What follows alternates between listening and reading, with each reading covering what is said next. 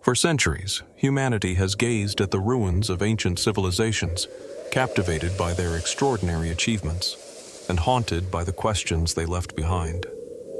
What secrets do these forgotten places hold, locked away in the crumbling stones and ancient artifacts? How did they build wonders we still can't explain, with knowledge we've yet to uncover? From lost cities hidden beneath the sands to mysterious monuments that defy logic, these are the unsolved enigmas that stretch the limits of our understanding. Join us as we journey into 3 hours of the world's most baffling archaeological mysteries, where the past is far from settled.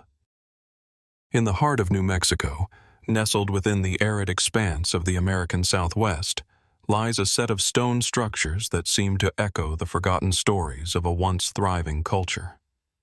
Bandelier National Monument, a place where the sun-baked cliffs stand as silent witnesses to millennia of human history, harbors the remains of ancient dwellings, carved directly into the rock faces themselves. These are not just any ruins, but intricate stone complexes that tell tales of ingenuity, survival, and perhaps something far more mysterious. The structures themselves are simple at first glance: circular dwellings, small alcoves, and intricate petroglyphs scattered across the cliffs.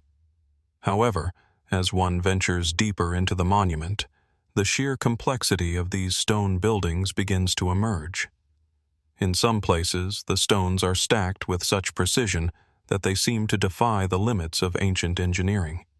Some dwellings are carved into the rock itself, while others are built from stones transported from distant quarries. These structures were not just homes, but spiritual centers, places of community and ritual. The ancestral Puebloans, whose descendants still live in the region, crafted these dwellings, living in harmony with the landscape. But there is something unsettling about these ruins.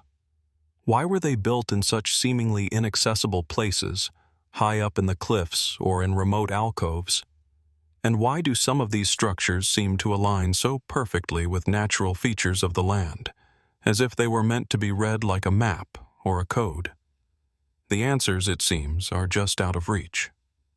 Archaeologists have long studied these structures, believing that they were built by the Puebloan people around 1150 BC to provide shelter from both natural elements and potential enemies. The caves and alcoves offered a strategic advantage, with natural defenses against invaders and a connection to the sacred landscape. The unique architecture suggests an advanced understanding of construction, blending natural rock formations with human ingenuity. But while mainstream theories focus on survival and defense, there remain unanswered questions that hint at something more. Some believe that the peculiar positioning of the dwellings could indicate an astronomical purpose. The alignment of certain structures with celestial events, like the solstices or lunar cycles, points to a potential link between these sites and ancient cosmological knowledge. Could these stone structures have been designed not only as homes, but as observatories, built to track the movement of the stars and the planets? There are no definitive answers, but the alignment with celestial bodies raises an intriguing possibility that the Puebloans saw their place in the universe in a way we have yet to fully understand. Others speculate that the unusual placement of the dwellings was not purely for defensive purposes.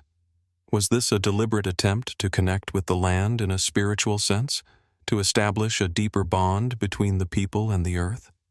Could these sites have held ceremonial significance, as places where the sacred and the earthly intersected? The presence of petroglyphs, many of which are abstract symbols that defy easy interpretation, suggests that these stone structures were more than functional. They were part of a larger cultural and spiritual worldview that we have yet to fully decipher. And then there are those who ask if there might be something more behind the architectural choices. Could these structures have been influenced by knowledge or civilizations that have long since vanished from history? There are whispers of a lost connection between the Puebloans and other ancient cultures, or perhaps even a memory of an earlier forgotten civilization whose influence still lingers in the landscape. As the sun sets over Bandelier, casting long shadows across the cliffs, these questions persist. What else might be hidden in the rocks? Are there answers still waiting to be uncovered, or have we already overlooked the key to understanding this ancient place? The stone structures of Bandelier stand silent, steadfast, and as enigmatic as the people who built them. And perhaps, like the land itself, their mysteries will remain for us to ponder long after the last light fades from the sky. As we leave the quiet cliffs of Bandelier behind, we turn our attention eastward, to a place where the earth holds even deeper mysteries. Here, in the ancient hills of Palestine, a forgotten city rises from the dust, its walls a testament to an age long past. Tel es Sultan, known to many as the ancient city of Jericho, holds some of the earliest evidence of human civilization. But beneath its storied history lies a puzzle that continues to defy understanding. The early stone walls of this city, still standing after thousands of years, and the questions they raise. Unlike other ancient cities, Jericho is not merely a settlement. It is a window into the distant past. The Tel, a massive mound of earth and rubble, has been the site of extensive archaeological digs, revealing layers of civilization stretching back to 8000 BC. The most striking feature of this ancient city are its walls, an imposing structure that encircles the ruins, hinting at a society much more complex than we might expect from such early times. Built from massive stones, some of which weigh several tons, the walls stand as a testament to the skill and labor of an unknown people. But what was the purpose of these walls, and how were they constructed? Mainstream historians agree that these walls were likely built as a form of defense. The city of Jericho, with its strategic position near the Jordan River, would have been a vital hub for early human settlements in the region. In the world of 8000 BC, warfare was a reality, and walls were necessary to protect growing communities from invasion and tribal conflict. The design of these walls, too, points to a people who were capable of sophisticated engineering.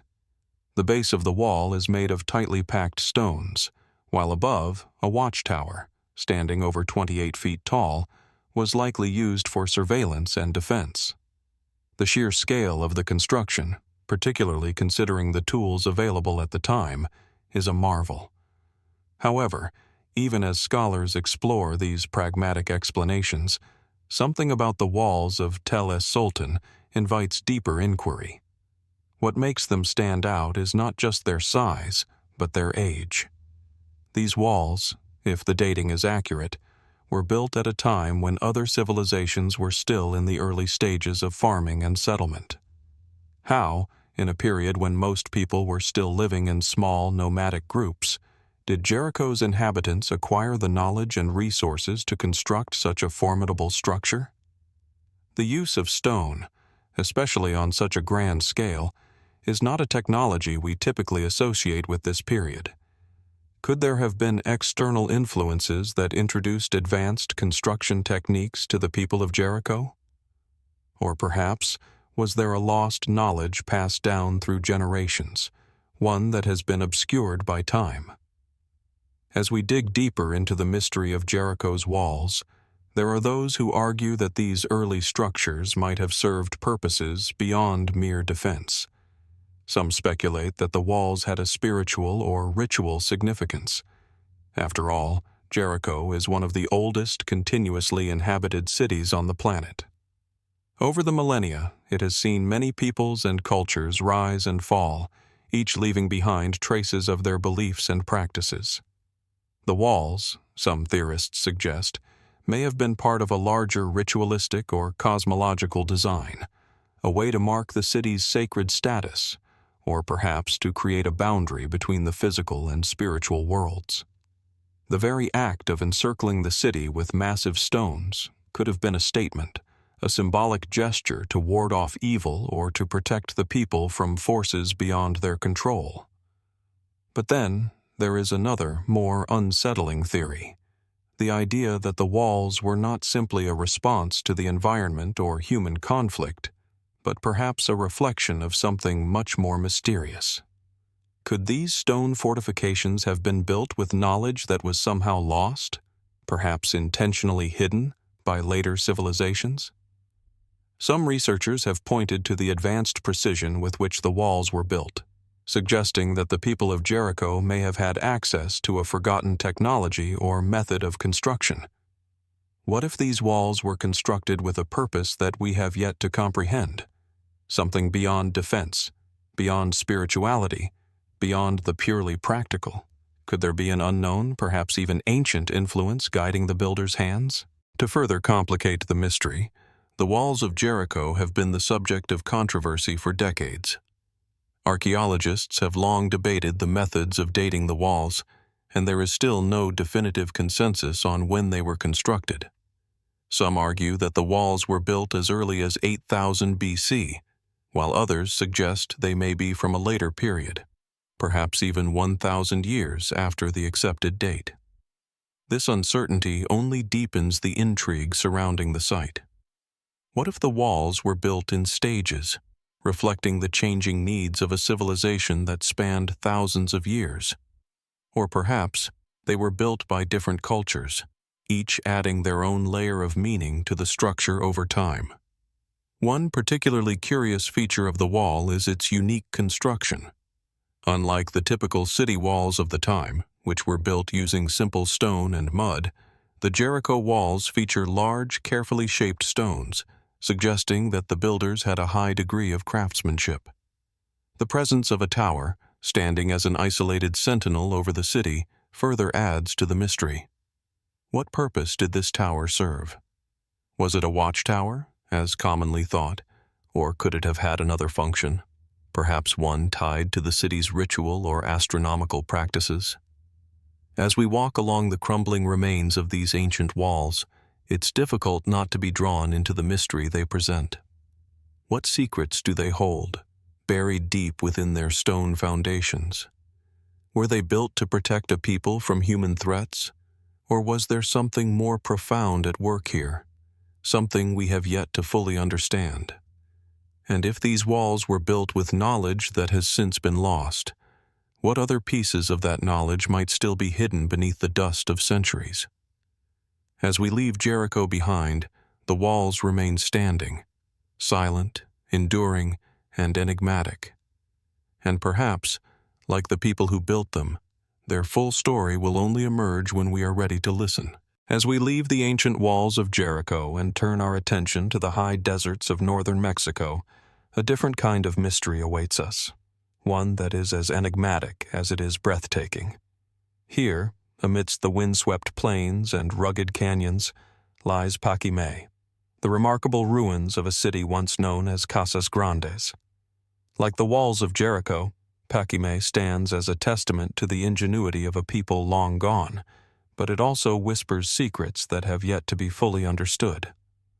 Paquimé was once the heart of an advanced civilization, thriving between the 11th and 14th centuries AD, a city built from stone, adobe, and a deep understanding of the land. Situated near the modern-day border of the United States and Mexico, the site is remarkable not just for its size, but for its unique architectural style, complex, multi-story buildings arranged in an almost labyrinthine manner. The structures, including residential compounds, plazas, and ceremonial centers, are made from adobe brick, giving the ruins an earthy, organic feel as if they are one with the surrounding landscape. The scale of the site itself is staggering, covering several hundred acres, with remnants of buildings that were once 4 or even 5 stories tall. But while Paquimé is certainly impressive from an architectural standpoint, it is the unexplained elements of this ancient city that truly ignite the imagination. How did a culture, so seemingly isolated in the northern deserts of the American Southwest, develop such advanced knowledge of engineering and urban planning? The city's layout, which includes a network of underground tunnels, suggests a level of organization and foresight that goes far beyond what we would expect from its time. What purpose did these tunnels serve? Were they simply for storage, or did they have a deeper, perhaps ceremonial function? The mystery of Paquimé is layered in questions like these, questions that have yet to be answered. One of the most striking features of Paquimé is its extraordinary system of water management. The city's inhabitants constructed an elaborate system of canals and reservoirs that allowed them to survive in an area that is, by all accounts, one of the most arid in the world. The ingenuity of this system cannot be overstated. At a time when many other cultures were still struggling to control their water supply, the people of Paquimé had developed a sophisticated infrastructure that ensured the survival of the city's population. The canals, which run through the heart of the city, were not just practical. They were also symbolic, potentially representing the flow of life itself. It is possible that the people of Paquimé viewed water as a sacred element, integral not only to their survival, but to their spiritual well-being. Yet, even with these advanced technologies, the city of Paquimé remains shrouded in mystery. The most perplexing question of all is why Paquimé was abandoned. At its peak, the city was a bustling center of trade and culture, with artifacts found in the area suggesting contact with distant peoples. Pottery and turquoise from the American Southwest, shell and featherwork from the Pacific coast, and even objects from as far away as Mesoamerica have been discovered in the ruins. This vibrant exchange of goods and ideas points to a cosmopolitan society that was highly connected with other cultures in the region. So why did Paquimé fall into decline? What caused its rapid abandonment, and why did the people who once thrived here suddenly disappear from the record? Mainstream theories suggest that the city's decline was linked to environmental factors, namely, the overuse of the land and the desertification of the region. As the population grew, so did the demand for resources, and it is believed that Paquimé's water supply may have eventually run dry. Climate change, possibly a prolonged drought, could have made survival in the region increasingly difficult. Other scholars point to internal social upheaval, arguing that the city's complex social structures may have collapsed under the weight of its own success. The people of Paquimé may have left in search of more fertile ground, or they may have been forced to abandon the city as a result of warfare or internal strife. But while these explanations offer plausible answers, they do not fully account for the rapidity of Paquimé's disappearance. There are no signs of large-scale destruction, no evidence of a violent end. It's as if the city was simply abandoned, its people vanishing without a trace. Could there be something more to the story? Was there an external factor, perhaps an unknown disease, or even an unknown force, that drove the inhabitants to leave? Some have even suggested the possibility of a supernatural explanation, speculating that the people of Paquimé were forced to flee due to an otherworldly event, or that their departure was part of a ritualistic or spiritual retreat.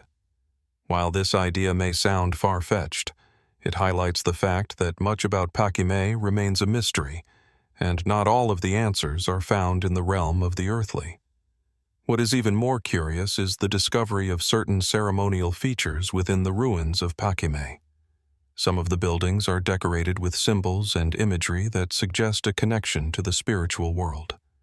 There are depictions of creatures, patterns, and symbols that do not appear to have any clear connection to the everyday life of the city's inhabitants. These markings may have been purely decorative, or they could represent something much deeper, a cosmology, a belief system, or perhaps a coded language that we have yet to decode. The presence of these mysterious symbols raises the question, what were the people of Paquimé trying to communicate with these images? Were they attempting to reach beyond the physical world, or were they documenting their understanding of forces that they believed were at play in their lives? Another intriguing aspect of Paquimé's ruins is the presence of what some believe to be ritualistic objects. Among the artifacts found in the city are carved figurines and effigies, many of which are stylized representations of animals and supernatural beings. Were these created for ceremonial purposes, or did they serve a more practical role in the daily life of the inhabitants?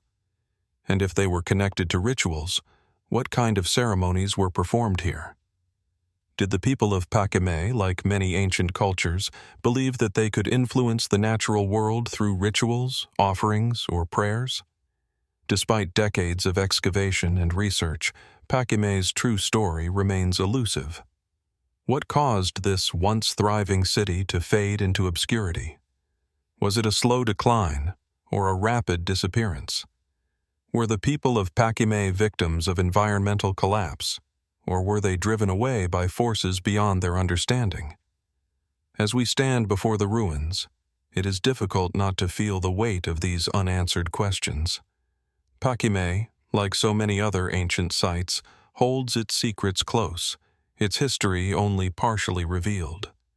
And as we continue our search for answers, we are left to wonder, what remains hidden beneath the sand, and will we ever truly understand the full story of this ancient city? From the high deserts of the American Southwest to the forgotten ruins of northern Mexico, we've journeyed through ancient places where human ingenuity and mystery intertwine. But now, we find ourselves in a region where the very landscape seems to rise up, carved by human hands and shaped by nature in ways that defy easy explanation. Welcome to Göreme, a place where the earth itself seems to whisper the secrets of a distant past. Here, in the heart of central Turkey, the landscape is dominated by otherworldly rock formations, soft, eroded fairy chimneys and towering cliffs that rise from the earth like jagged sentinels. Among these formations lies a network of ancient dwellings and structures that have captured the imagination of archaeologists, historians, and explorers alike.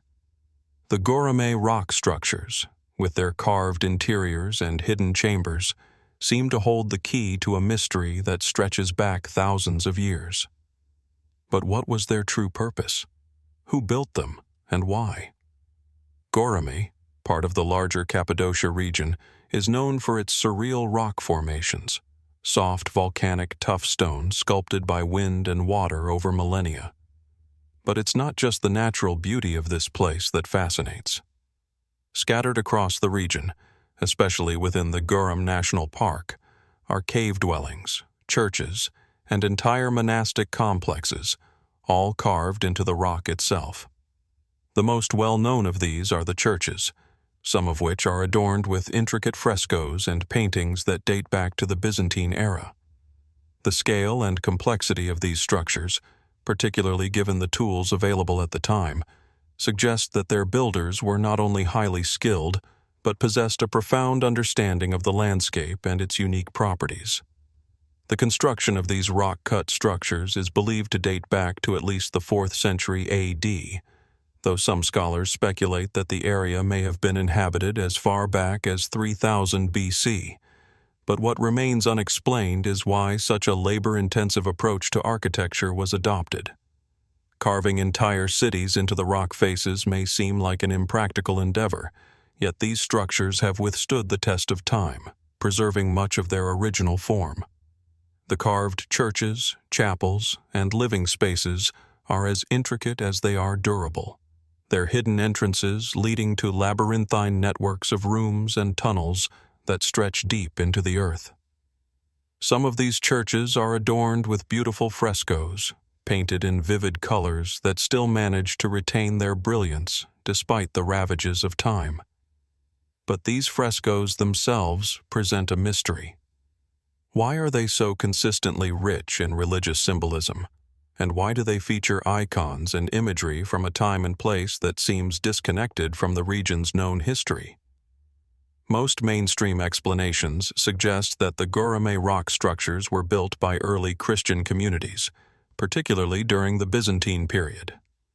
Cappadocia was an important center for Christianity during the 4th and 5th centuries, with many early Christian monastic communities seeking refuge from Roman persecution in the region's caves and rock-hewn churches. The soft volcanic tuff was easily carved, allowing the people to create functional spaces within the rock, shielded from both the harsh environment and the threat of invasion. These cave complexes were not only places of worship, but also served as living quarters, communal kitchens, and storage spaces, providing everything a community would need to survive in the harsh Anatolian climate.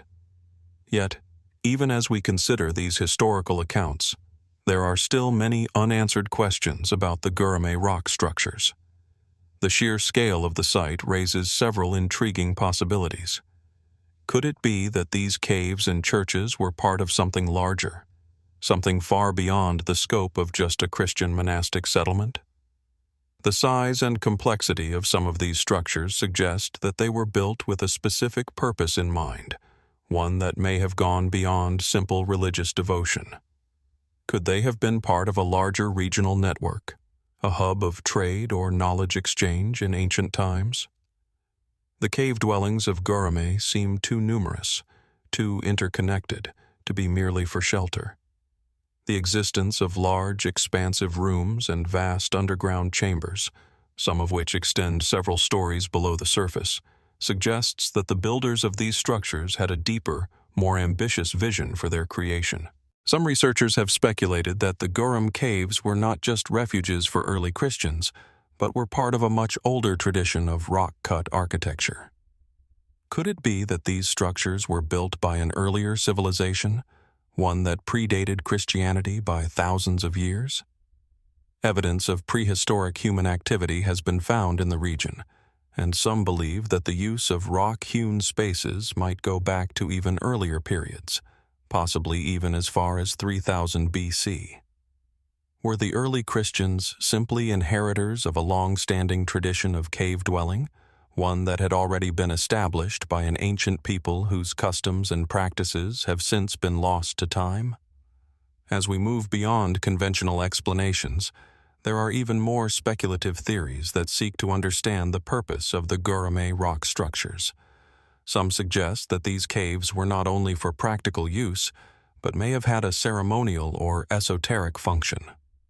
The deliberate arrangement of certain structures, such as the positioning of churches and communal spaces, may not have been random, but could have been designed with a specific spiritual or astronomical significance in mind.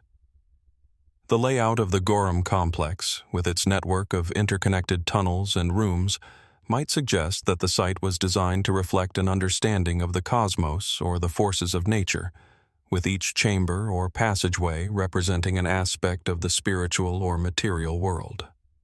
Another theory suggests that the Göreme caves could have been used as a kind of sanctuary during times of extreme threat, particularly during periods of invasion or warfare.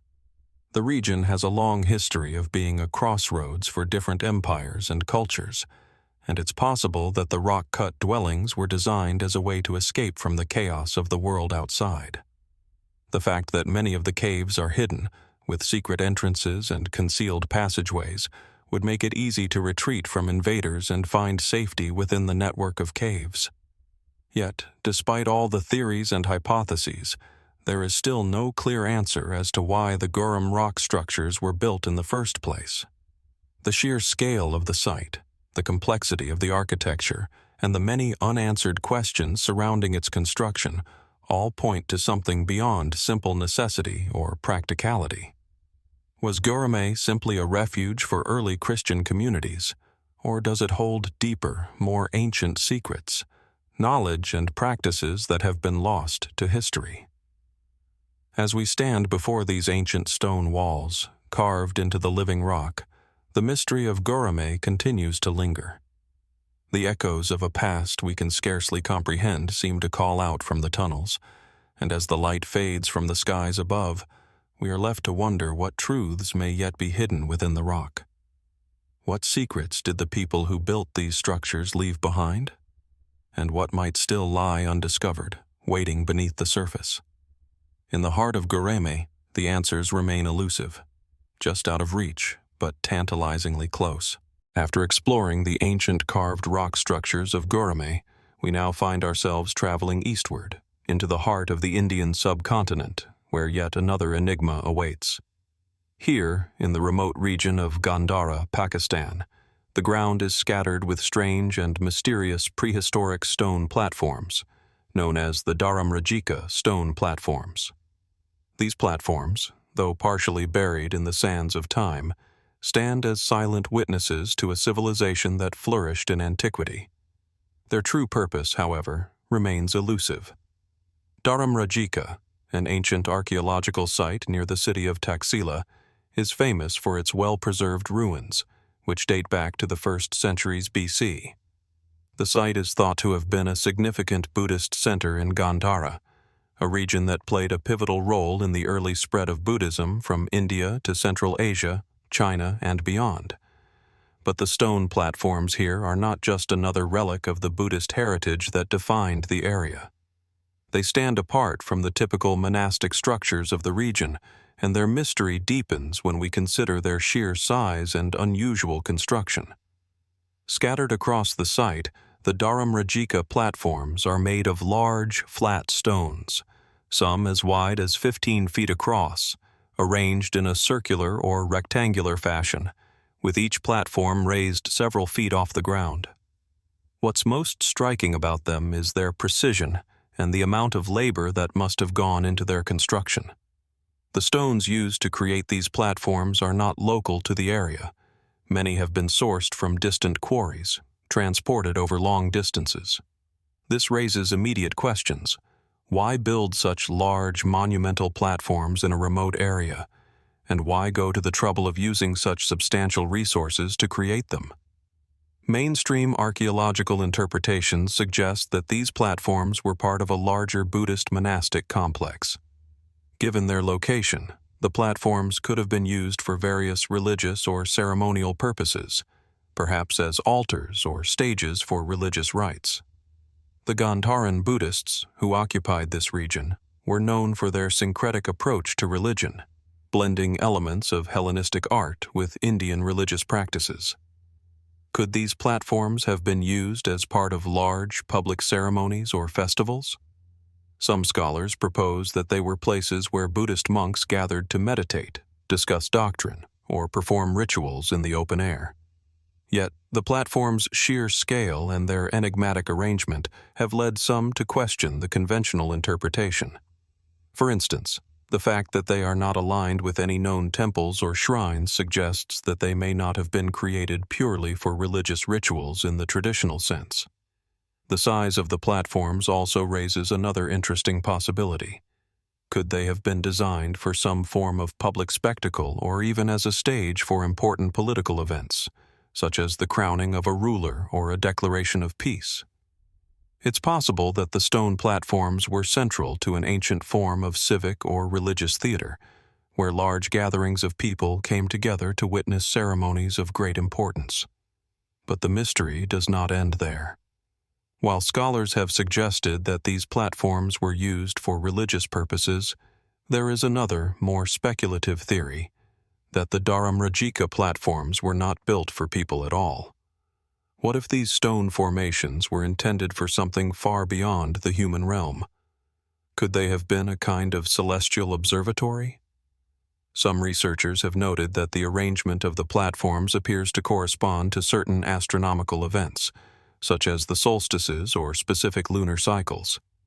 If this is the case, then the builders of the Dharamrajika platforms may have had an advanced understanding of the heavens, using the platforms to align with significant celestial bodies or to mark the passage of time through the alignment of the stones. Additionally, the sheer difficulty of transporting the massive stones used in their construction suggests that the platform builders were capable of advanced engineering feats that have yet to be fully understood. Some have speculated that there may have been a lost or forgotten technology at play here, an ancient method of moving and shaping large stones that has been lost to history. The precision with which the platforms were constructed points to a sophisticated knowledge of geometry and physics, and yet no clear evidence exists to explain how the people of this region were able to achieve such feats without the use of advanced machinery or tools. And then there is the possibility that the Dharamrajika platforms were part of a much older tradition, one that predated Buddhism in the region by centuries. Could these platforms have been built by a civilization that was later absorbed into the Buddhist culture of Gandhara? If the site was indeed built in the 3rd century BC, as some researchers believe, Could it have been part of a pre-Buddhist religious or cultural complex, one that has since been lost to time? The exact origins of the Dharamrajika site remain unclear, and the absence of written records or detailed inscriptions only adds to the mystery. What is also intriguing is the lack of direct references to these platforms in the historical texts of the time. While other archaeological sites in Gandhara are mentioned in the writings of ancient historians, travelers, and monks, Dharamrajika's stone platforms appear to have escaped any detailed descriptions. Were they deliberately obscured from historical record, or have we simply failed to understand their significance? Could the platforms have served a purpose that was so far removed from the conventional understanding of religion and ritual that they were excluded from the historical narrative? As we ponder these possibilities, another question arises. If these platforms were so central to the life of ancient Gandhara, why were they abandoned? Like many other ancient sites, Dharamrajika's stone platforms were eventually left behind, forgotten by those who once used them. Archaeological evidence suggests that the site went through various phases of construction and abandonment over the centuries. Was it the rise of new religious or political ideologies that caused the platforms to fall out of favor, or did the people of Gandhara simply move on, leaving behind an enigma that we are still trying to understand? The more we examine the Dharamrajika prehistoric stone platforms, the more we are left with questions. Their monumental scale, precise construction, and potential astronomical significance point to a deeper mystery, one that has eluded archaeologists for decades. What was their true purpose? Were they used for religious ceremonies, or were they intended for something much grander, something we have yet to uncover? As we stand at the edge of this ancient site, the stone platforms before us offer no answers, only the quiet whisper of an ancient past waiting to be fully understood. In the end, the Dharamrajika stone platforms, like so many other mysteries of the ancient world, stand as an enigma, an invitation to explore, to question, and to search for answers that may be hidden just below the surface. And as the sun sets over the ruins, we are left wondering, what truths about this ancient site still lie waiting to be uncovered? After our journey through the enigmatic stone platforms of Dharamrajika, we now find ourselves once again immersed in the depths of ancient history, this time traveling to a place that might hold even more profound mysteries. Nestled in the rolling hills of southeastern Turkey, near the banks of the Euphrates River, lies an archaeological site that remains one of the most perplexing and significant discoveries of the ancient world. Nevali Çori. The site, hidden beneath the earth for millennia, was unearthed in the 1990s and has since captivated the attention of archaeologists, historians, and curious minds alike. Nevali Çori is not merely a settlement. It is an intricate complex of ancient structures, the likes of which were not expected to be found in such a region. Here, in this seemingly quiet corner of the world, a civilization thrived long before the rise of writing, metallurgy, or the great empires of the ancient Near East. But it is not only the antiquity of the site that makes it so fascinating. It is the peculiarities within its construction, the extraordinary artistry of its people, and the eerie sense that Nevali Çori may hold a knowledge that we are only just beginning to uncover. The heart of Nevali Çori consists of a series of monumental buildings and intricate stone carvings, but it is perhaps the famous T-shaped pillars that have caused the most intrigue. These towering monolithic stones, some standing over 10 feet tall, are covered in strange and enigmatic carvings, images of animals, human figures, and abstract symbols that have yet to be definitively interpreted. The craftsmanship of these pillars suggests a highly sophisticated culture, one that predates the known Sumerian and Akkadian civilizations, which makes their discovery all the more mysterious. How could a people, without written language or advanced tools, produce such extraordinary works of art and engineering? The site itself dates to the early Holocene, roughly around 9000 BC, placing it firmly in the Neolithic period. This was a time when humanity was transitioning from a nomadic, hunter-gatherer existence to one of settled farming communities. Nevali Çori, with its carefully constructed buildings and intricate carvings, represents an early foray into urbanization, one that occurred thousands of years before the advent of the great cities of Mesopotamia or Egypt. The complexity of the site suggests that its creators were not merely struggling to survive, but were instead developing a highly organized society with knowledge of architecture, ritual, and social structure. The most striking feature of the site, beyond the architectural and artistic achievements, is its apparent connection to earlier Neolithic religious practices. The T-shaped pillars found at Nevali Çori are thought by many to be of ceremonial significance, perhaps marking sacred spaces or representing deities or spiritual beings. Some have even suggested that the pillars were used as part of a ritualistic system, a way to communicate with forces beyond the material world. The carvings themselves are equally mysterious.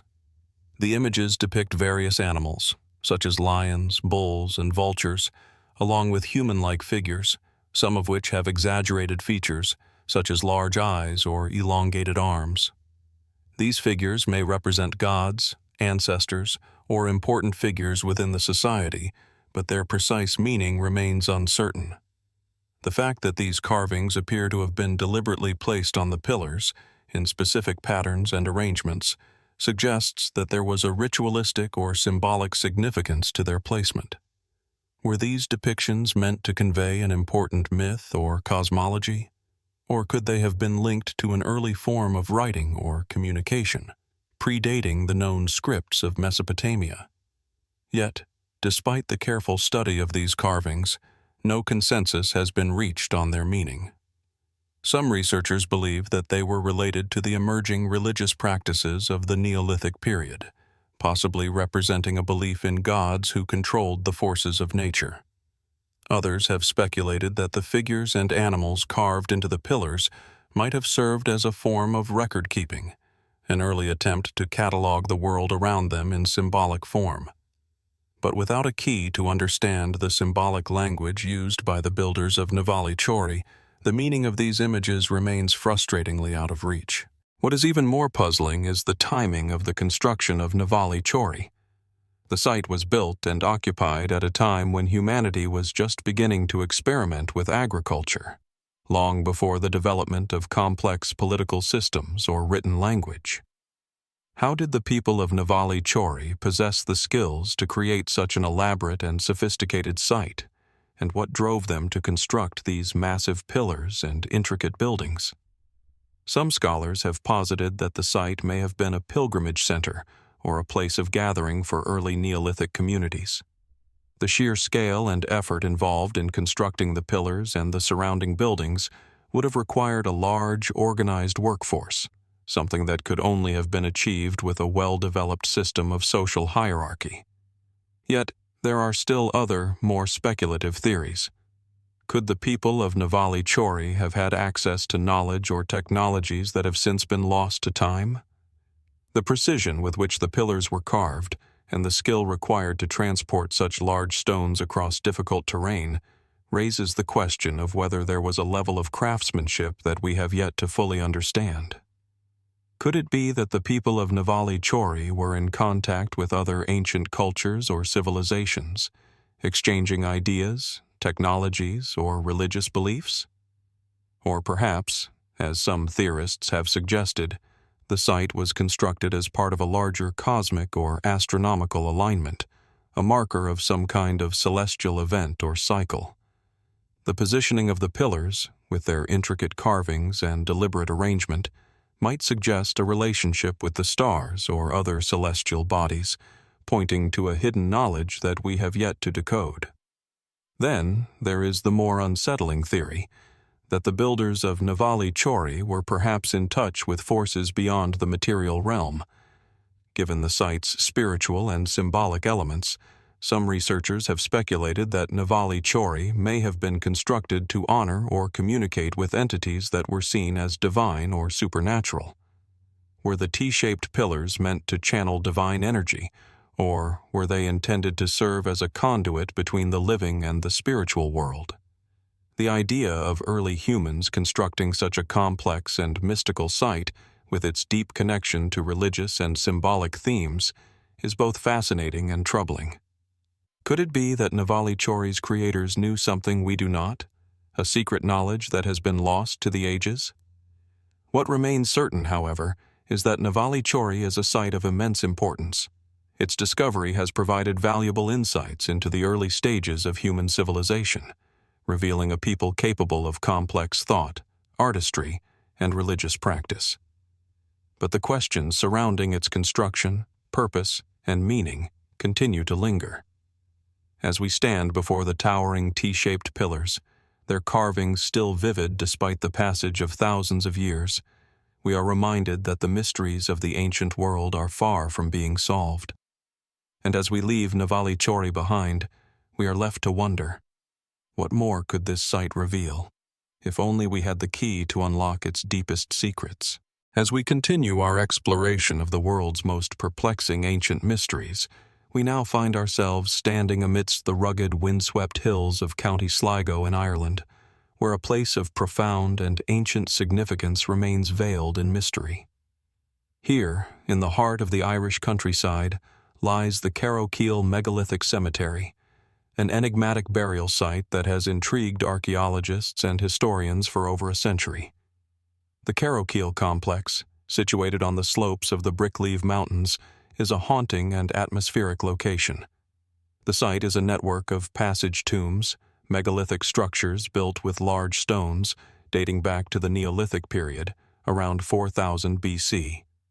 The tombs are clustered on a high plateau, and as you stand before them, you are struck by the quiet, otherworldly presence they exude. The stones, dark and weathered, seem to rise up from the earth, their jagged edges softened by centuries of erosion. The view from Carrowkeel is breathtaking, a vast, sweeping landscape of rolling hills and quiet valleys, a setting so ancient and timeless that it feels as though you've stepped into another world altogether. The tombs at Carrowkeel are not simply burial mounds, they are monumental structures, some of which are incredibly well preserved, others less so. What makes this site particularly compelling is the sheer scale of the construction. The tombs are not only large in size but are intricately designed, with carefully placed stone slabs and chambers that suggest an advanced understanding of architecture and engineering. The tombs are also aligned with specific celestial events, pointing to the possibility that their creators possessed a sophisticated knowledge of astronomy, marking the passage of time and perhaps even serving as ceremonial sites. At the center of Carrowkeel's mysteries are the passage tombs themselves, underground chambers that were used for ritualistic purposes, likely related to death and the afterlife. The largest of these tombs is Tomb 1, a massive structure that still retains much of its original stonework, despite millennia of weathering. The passageways leading into the tombs are narrow and winding, adding an air of mystery to the site. Inside, archaeologists have uncovered skeletal remains, along with artifacts such as pottery, bone tools, and jewelry, suggesting that the people who built Carrowkeel were not only skilled architects, but also practiced a complex spiritual or religious system. But even with these discoveries, the true purpose of the site remains elusive. While it is clear that Carrowkeel served as a burial ground, there is no consensus on the nature of the rituals performed there or the beliefs of the people who constructed it. Some scholars believe that the tombs were part of a larger system of ancestor worship, where the dead were honored and believed to continue to influence the lives of the living. Others suggest that the tombs were linked to the practice of astronomy, with the people of Carrowkeel using the site to mark important celestial events such as solstices or equinoxes. The alignment of the tombs with the sun and stars hints at a sophisticated understanding of the heavens. The chambers of Carrowkeel, like many megalithic sites around the world, are designed with the changing positions of celestial bodies in mind. This suggests that the builders of Carrowkeel were not simply constructing a place of burial, but but rather creating a site of cosmic significance, one that was intended to link the physical and spiritual worlds. The sun's light, filtering through the tomb's narrow passageways at certain times of the year, may have symbolized the journey of the soul or the rebirth of the dead in a new form. Could these tombs have been designed to mimic the journey between life and death, guiding the departed on their way to the afterlife? Yet, even with these intriguing theories, much about Carrowkeel remains enigmatic. The absence of written records leaves us to rely solely on the physical evidence found at the site, but even this evidence is sparse and open to interpretation. How could a society so ancient and seemingly isolated have built such complex and monumental structures without the benefit of advanced tools or written language? And why were these particular sites chosen for construction? The location of the Carrowkeel tombs, on a high plateau, far from other major settlements, raises questions about their significance. Were these tombs built in a place of spiritual or astronomical importance, or was the location chosen for practical reasons, such as its proximity to natural resources or its defensible position? There are also questions surrounding the builders of Carrowkeel. While it is generally accepted that the tombs were constructed by Neolithic people who had recently transitioned from a hunter-gatherer lifestyle to settled farming communities, there is little definitive evidence to suggest who they were or where they came from. Some have speculated that the builders of Carrowkeel were part of a larger network of people who shared similar cultural practices, stretching across Ireland and Britain. Others suggest that the site was built by a unique group, possibly a Proto-Celtic or pre-Celtic society, with their own distinct beliefs and customs. One of the most intriguing aspects of Carrowkeel is the question of its relationship to other megalithic sites, such as Newgrange and Noath, located to the east in the Boyne Valley. These sites, like Carrowkeel, are aligned with the sun and moon and share similar architectural features. Could there have been a larger religious or cultural system that connected these sites across vast distances? Were the people who built Carrowkeel part of a larger tradition of megalithic construction that spanned across Europe, stretching as far as the Mediterranean and the Near East? The similarities between these sites suggest that there was an advanced knowledge of astronomy, geometry, and architecture, which might have been passed down from one generation to the next, or perhaps even from one civilization to another. As we stand among the ruins of Carrowkeel, with the winds of ancient times sweeping across the landscape, it is hard not to be struck by the sense of mystery that still surrounds this site. Despite centuries of excavation and study, we are no closer to understanding the full significance of Carrowkeel. What was the true purpose of these megalithic tombs? Were they purely ceremonial, or did they serve a more complex role in the lives of the people who built them? What knowledge did they possess about the cosmos, and how did they interpret the mysteries of life and death? In the end, the Carrowkeel megalithic cemetery remains one of Ireland's greatest unsolved archaeological mysteries. The quiet stones, weathered by time but still standing tall, invite us to reflect on the past, to wonder what was lost, what was remembered, and what may still be hidden beneath the earth. What secrets might the tombs at Carrowkeel hold, waiting to be discovered? And perhaps more importantly, what wisdom did the people who built this site leave behind, a legacy waiting for us to unlock, if we can only look close enough? As we leave behind the windswept hills of Carrowkeel, where ancient tombs whisper of a forgotten past, our journey now leads us to an equally mysterious yet lesser-known site, Monte Baranta, located on the island of Sardinia, Italy. This quiet, seemingly inconspicuous hill holds a secret, a remnant of an ancient civilization that has long since vanished from memory. Here, beneath the soil, a complex web of archaeological enigma awaits, with artifacts, structures, and symbols that challenge our understanding of early European societies. Monte Baranta, a hill rising modestly above the Sardinian landscape, is home to a collection of megalithic structures, including several stone monuments and burial sites that date back to the Bronze Age. The site is largely unassuming at first glance, but as one steps closer to the base of the hill, the reality of its age becomes undeniable.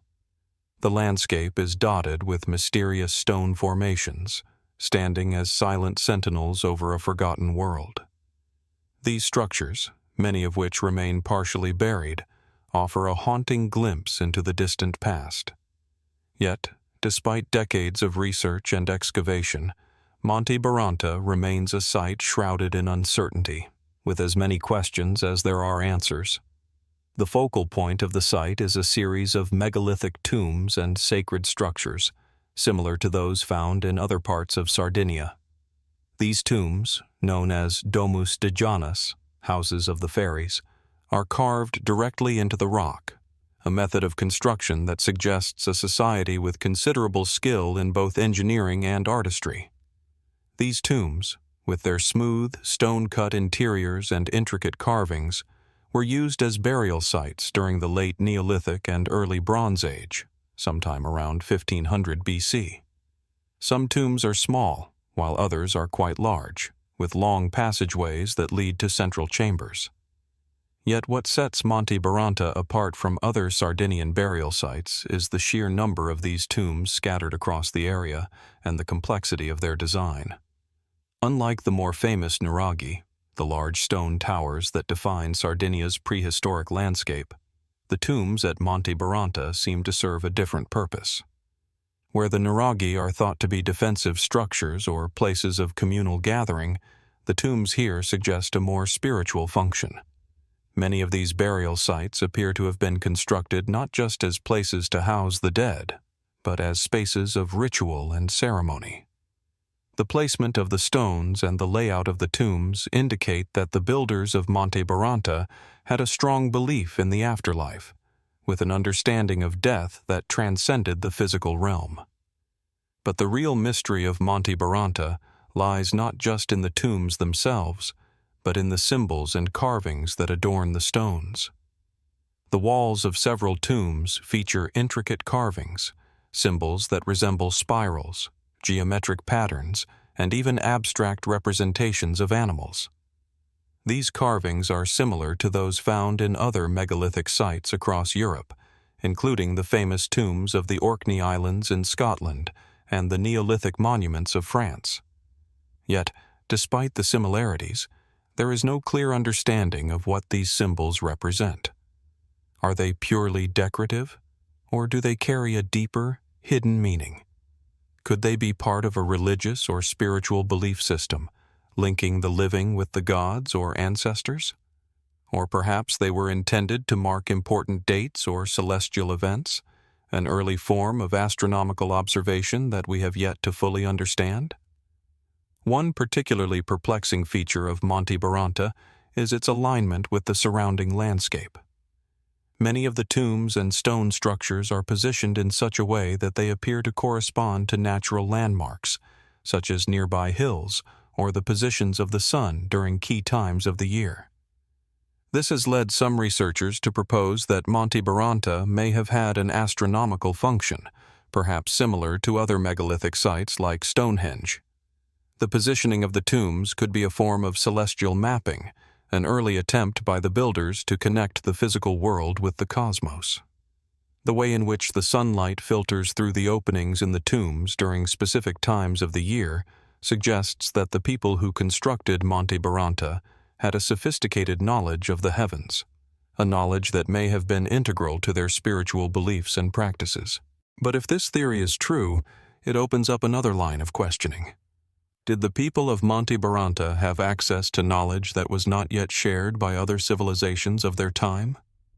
The skill and knowledge required to align tombs with the stars, or with significant seasonal events, points to a level of sophistication that challenges our traditional understanding of Bronze Age societies. Could these people have had a form of astronomical knowledge that was passed down from a much earlier civilization, lost in the annals of time? Or was this knowledge independent, developed through centuries of observation and cultural transmission. The mystery deepens when we consider the broader context of Sardinia's prehistoric past. The island is home to some of the most remarkable and puzzling megalithic structures in Europe, including the nuraghi, which remain enigmatic even today. These ancient towers, built using large stones without mortar, have sparked numerous theories, ranging from the mundane to the fantastic. While the purpose of the nuraghi remains speculative, ranging from defensive fortresses to religious centers or astronomical observatories, what is clear is that the builders of these structures had a highly developed understanding of stone construction and spatial organization. And yet, the tombs at Monte Baranta appear to represent a different kind of knowledge, a connection to the unseen world, whether spiritual, cosmic, or both. Could there have been an even deeper layer of mystery at play, one that connects the tombs to the more famous structures of Sardinia, or to a long-lost network of ancient sites that spanned the Mediterranean? Despite years of excavation and study, much about Monte Baranta remains elusive. The stone carvings and symbols offer tantalizing clues, but without a key to understanding them, they only deepen the mystery. Was the site purely a place of burial, or was it a temple, an observatory, or something altogether different? Could Monte Baranta have served as a place of pilgrimage, or a site where ancient rituals were performed, connecting the living with the spiritual realm? And how do the stone structures here relate to the broader megalithic tradition of the Mediterranean? As we stand at Monte Baranta, gazing out over the hills and valleys of Sardinia, we are left with more questions than answers. The tombs remain silent, their meanings wrapped in symbols that defy easy interpretation. And the stone formations, though meticulously crafted, offer no clear explanation of the people who created them or their reasons for doing so. The mystery of Monte Baranta persists, inviting us to consider the lost knowledge of a people long forgotten. Perhaps one day, new discoveries will unlock the secrets of this ancient site.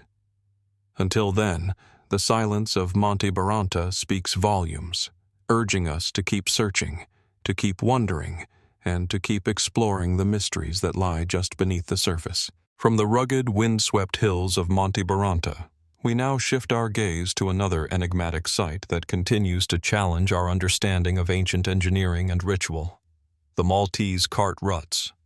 Situated on the small island of Malta, in the heart of the Mediterranean, these peculiar tracks, carved deep into the limestone, stretch across the landscape like forgotten highways leading nowhere, and yet they seem to point towards something far more mysterious than a mere transport route. The Maltese cart ruts form a vast megalithic network, an ancient web of grooves that can be found on Malta and its smaller neighbor, Gozo. These tracks, some of which are hundreds of meters long, cut through the rocky terrain with remarkable precision. At first glance, they might appear to be the remnants of ancient roadways, but a closer look reveals that they are far more complicated and perplexing than a simple cart trail.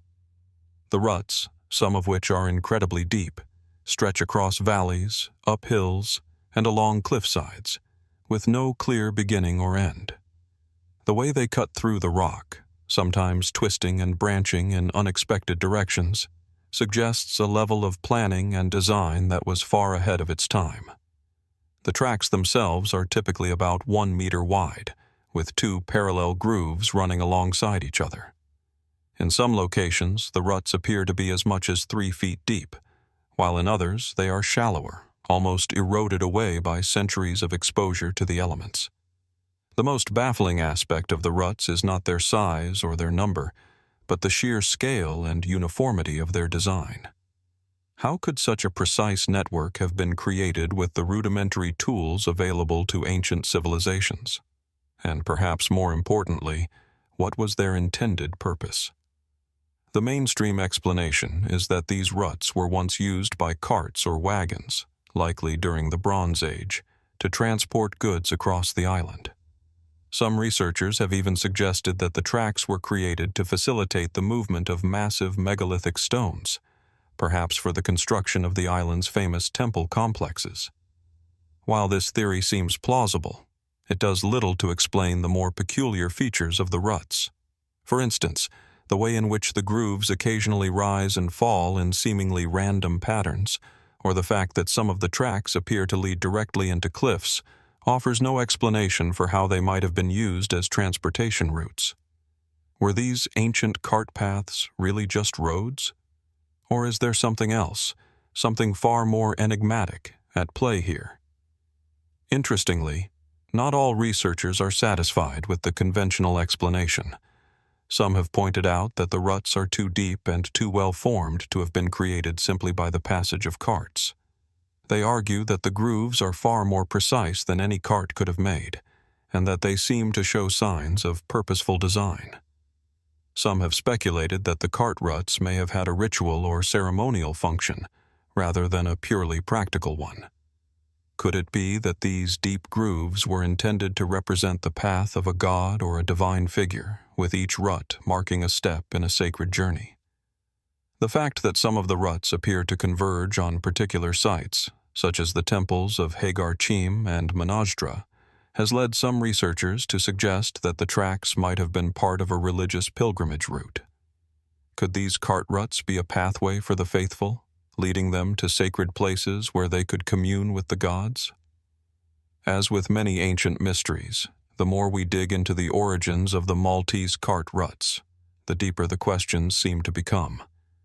While the most widely accepted theory is that they were used for transport, this does not explain why they are often found in the most inaccessible locations. Some of the ruts stretch across rocky cliffs and jagged hillsides, suggesting that they were not built for everyday travel. How then could such a precise network of tracks have been constructed by ancient people with tools that were, by modern standards, incredibly primitive? Could these ruts have been created by a more advanced civilization, one whose knowledge and technology were lost to time? And what about the varying depths of the ruts? Some grooves are so deep that they seem to have been worn into the rock by some sort of powerful force. While cartwheels might account for some of the erosion, how could they explain the sheer intensity of some of the ruts? Could they have been carved using methods we have yet to understand, or perhaps even with tools that we have no record of? Some fringe theories suggest that the Maltese cart ruts might not be man-made at all. A few proponents of these ideas argue that the tracks could have been created by natural processes, such as water erosion, or even by the passage of large animals, though this does not account for the precision and consistency of the ruts.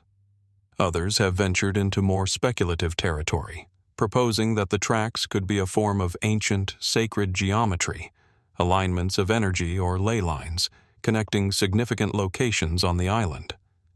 This idea, while intriguing, is hard to prove, and it raises even more questions about the relationship between the people of ancient Malta and the natural world around them.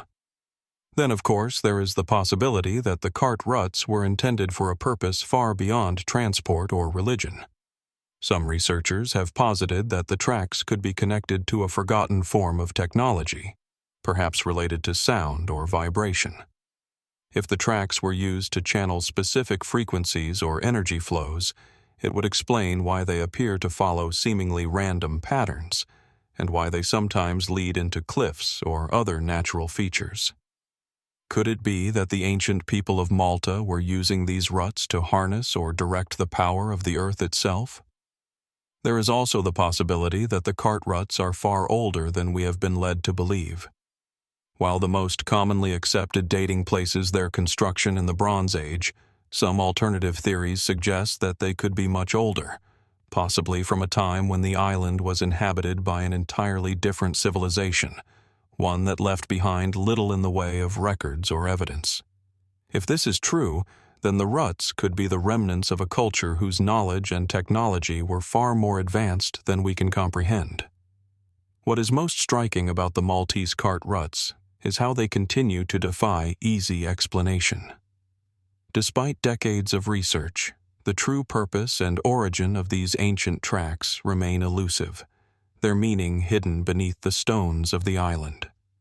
Were they the roads of an ancient people, carving out a path for trade or movement? Were they a sacred ritual route, guiding pilgrims to sacred sites? Or could they be something far more complex, an ancient form of technology or spirituality that we have yet to fully understand? As we leave behind the rocky hills of Malta, we are left with the sense that the mystery of the cart ruts is far from solved. Perhaps, as we continue to explore the ancient world, we will one day uncover the truth behind these strange, carved paths. Until then, the ruts remain an invitation, an open question from the past, beckoning us to wonder what secrets still lie hidden beneath the surface of the earth. As we leave the eerie, ancient cart ruts of Malta behind, our journey now leads us to the heart of Mexico, where we find ourselves standing at the threshold of a site as enigmatic as it is awe-inspiring. Yagul, an ancient observatory nestled within the rugged hills of Oaxaca. Surrounded by towering cacti and sweeping vistas of dry plains, Yagul is a place where the past seems to reach out from the earth itself, whispering secrets of an ancient civilization whose knowledge of the cosmos may have been far more advanced than we imagine. Yagul, an archaeological site of the Zapotec civilization, dates back to the Classic period, around 500 BC to 800 AD. It is located in the valley of Oaxaca, a region that was home to a number of powerful Mesoamerican cultures. Yet, Yagul is not like the more famous ruins of Monte Alban or Teotihuacan. While those sites are better known for their monumental pyramids and complex urban structures, Yagul stands apart for a particular feature: its connection to the stars. As you step onto the site, what immediately strikes you are the grand, yet understated stone buildings. The architecture is simple, but not without its intricacies.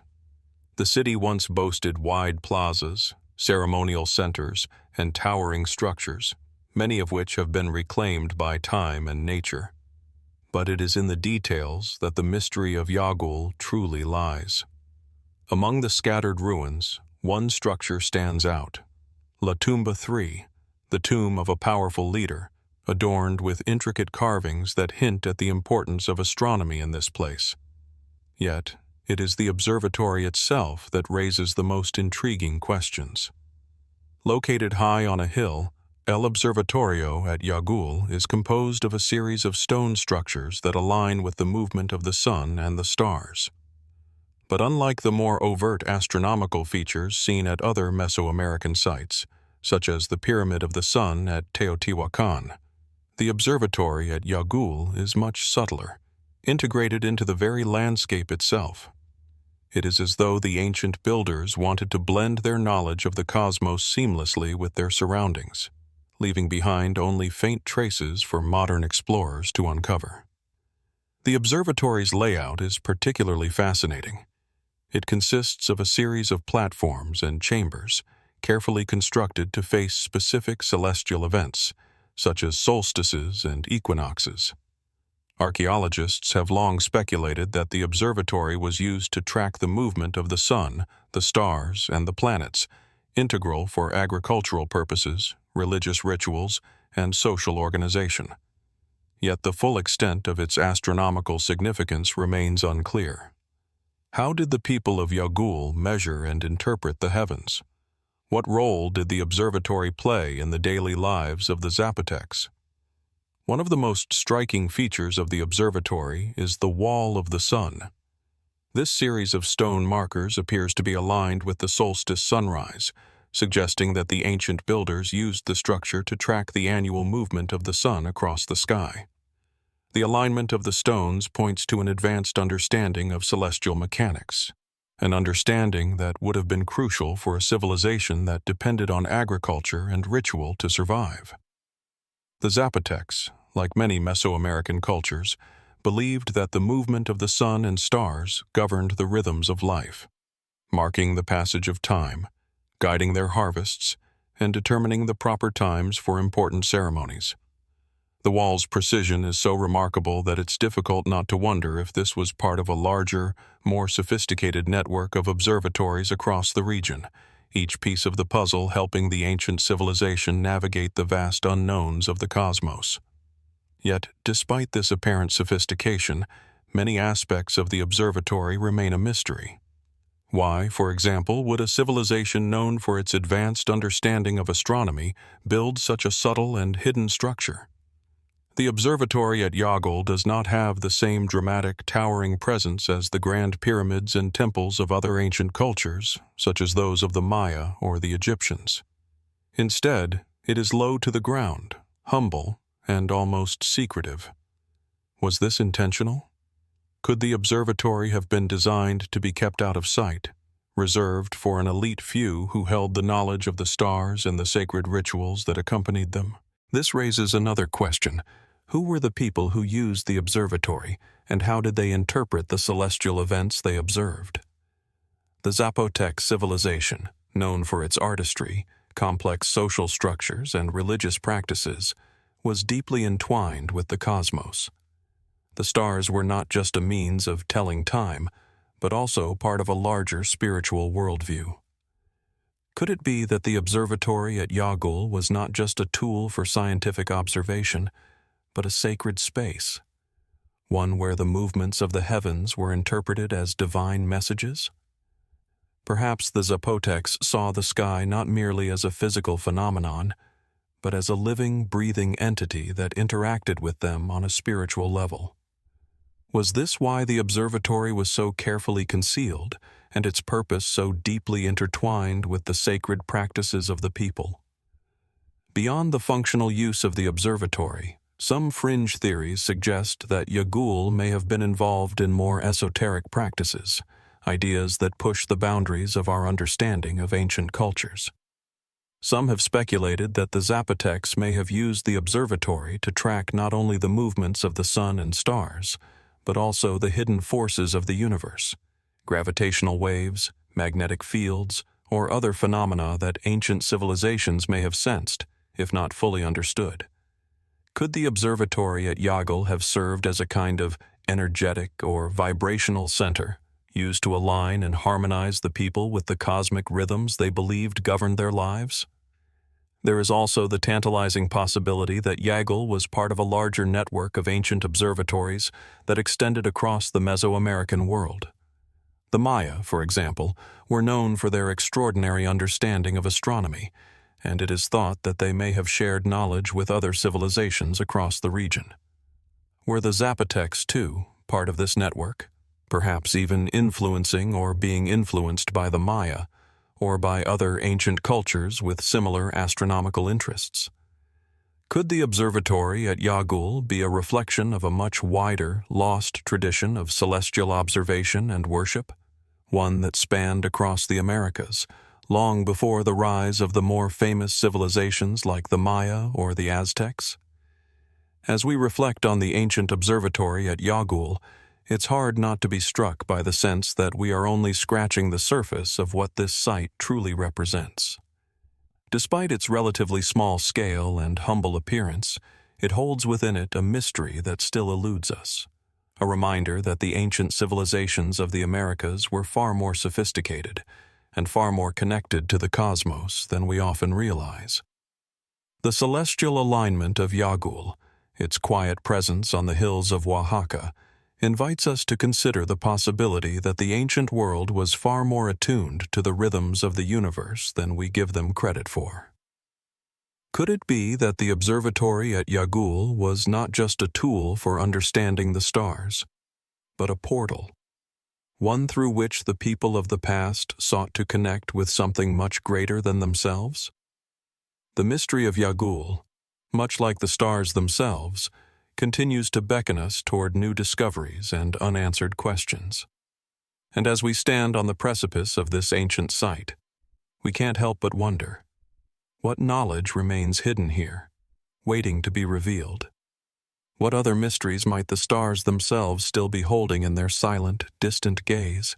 As we transition from the star-filled mysteries of Yagul, we journey thousands of miles across the Pacific Ocean, toward the remote island of Raiatea, part of French Polynesia, where a truly enigmatic site awaits, Marae Taputapuatea.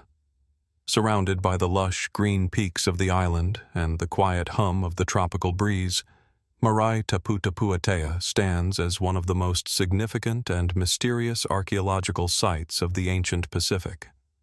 It is a place where the veil between the sacred and the earthly appears thinner, where the stones themselves seem to pulse with the weight of a civilization's lost knowledge.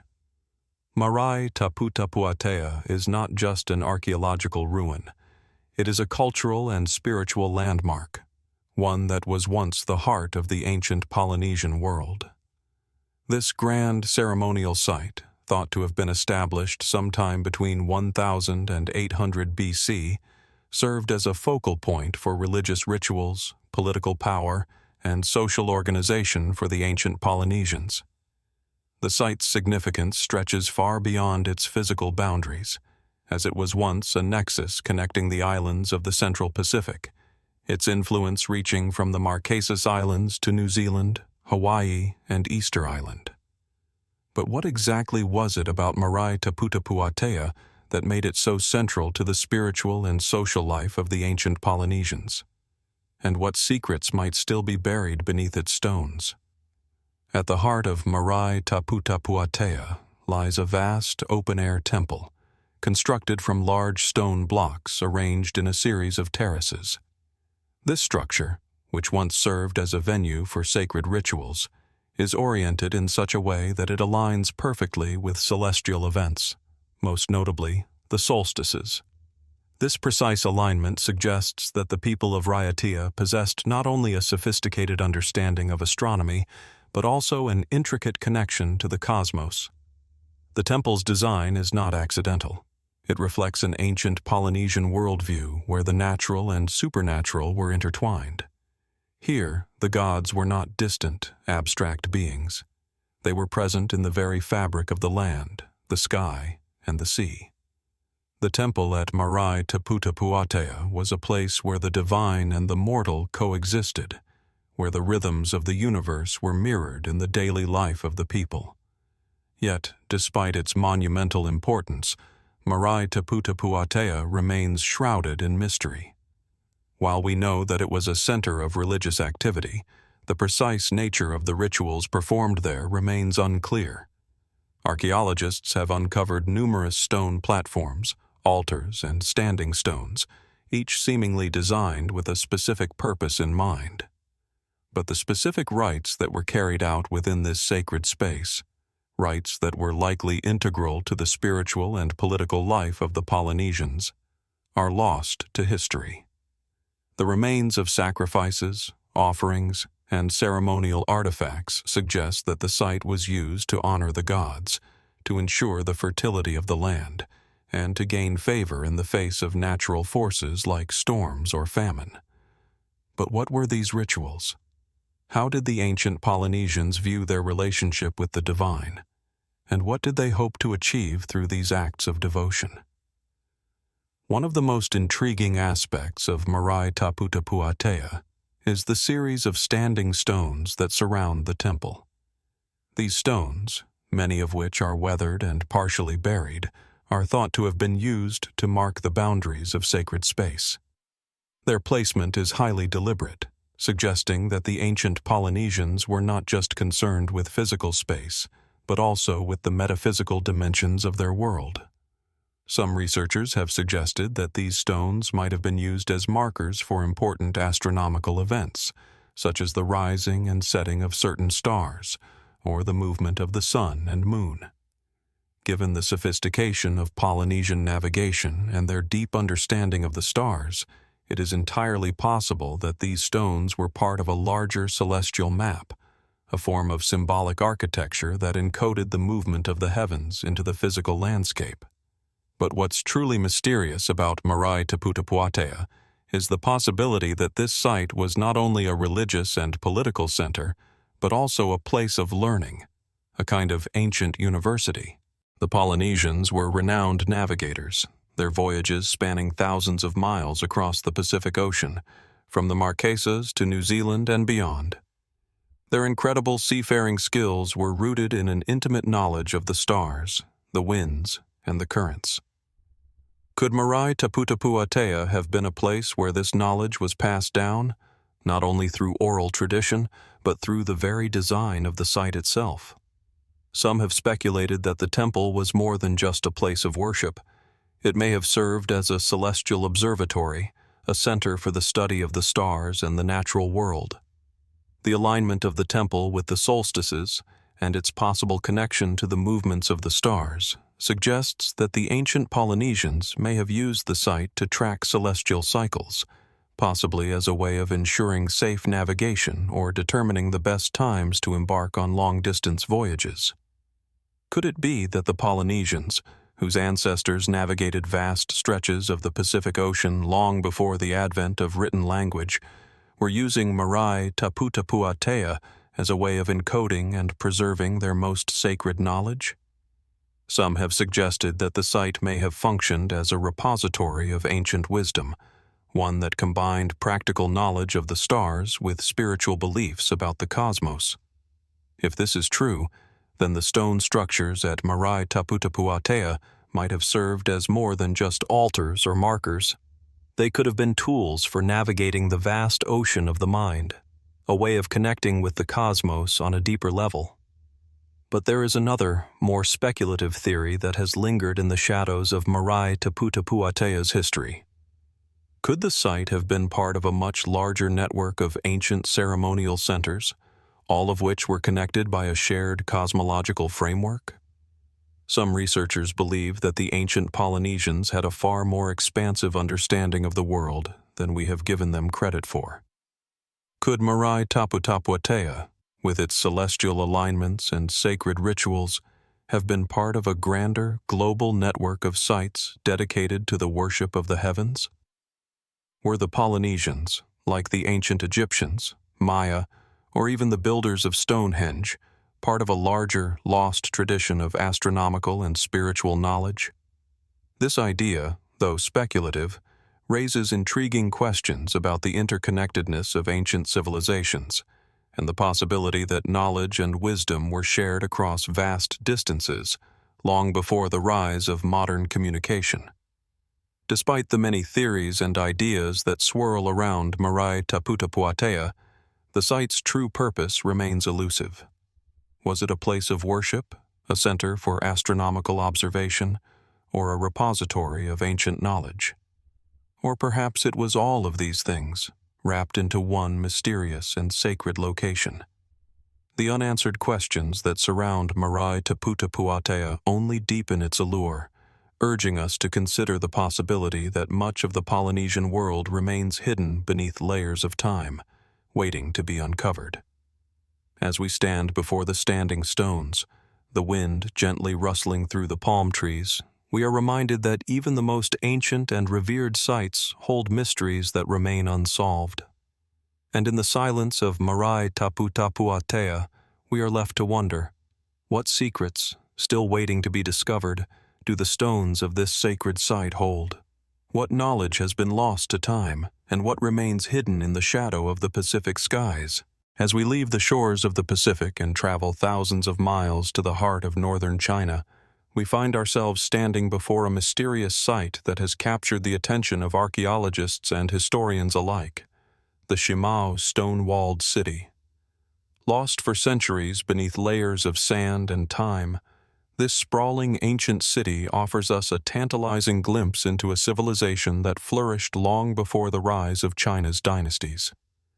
Hidden deep within the remote, arid landscapes of Shanxi province, Shimao is a place where the past still feels close, but the answers to its mysteries remain as elusive as the wind that sweeps across its stone walls. Shimao is not a site easily overlooked. The ancient city, believed to date back to around 2000 BC, was once an enormous urban center, its impressive stone walls stretching for miles across the rugged terrain. What is most striking about Shimao, however, is its sheer scale and the complexity of its architecture. Archaeologists have uncovered a vast network of defensive walls, towering stone structures, and intricate ceremonial spaces, all built with a level of craftsmanship that suggests the people who built them possessed advanced engineering knowledge. At its height, Shimao is thought to have been home to tens of thousands of people, making it one of the largest and most significant cities of its time. Yet, despite its grandeur, the story of Shimao remains largely untold. Unlike other ancient cities, such as those of Mesopotamia or Egypt, which left behind extensive records of their cultures and histories, Shimao offers us only its physical remnants, silent stones that seem to hold secrets that have yet to be unlocked. The city's purpose, its inhabitants, and even the identity of its creators remain shrouded in mystery. The most striking feature of Shimao is its enormous stone walls, some of which stand as tall as 16 feet, 5 meters. These walls are made from massive, carefully cut stones, which were likely transported from nearby quarries and stacked with astonishing precision. The sheer effort required to construct such walls in a time when tools were rudimentary is mind-boggling. How did the people of Shimao, long before the invention of the wheel, manage to quarry, transport, and place these massive stones with such accuracy? What tools and techniques did they possess that allowed them to create this incredible feat of engineering? But the mysteries of Shimao do not end with its walls. Within the city, archaeologists have uncovered a number of intriguing structures, including large multi-story buildings and monumental platforms that may have served as ceremonial centers. These structures were likely the focal points of Shimao's social and religious life, places where leaders and priests performed rituals and ceremonies to honor the gods. Some of the stone platforms appear to have been used for sacrifices, and several human and animal remains have been discovered within these structures, adding another layer of intrigue to the site. Could the city have been the center of a powerful, religiously driven society, one that sought to harness the forces of nature for both spiritual and political purposes? Among the most curious findings at Shimao are the large stone faces that have been discovered scattered throughout the site. These faces, carved into the stone walls and platforms, appear to represent human figures, but their features are exaggerated and abstract.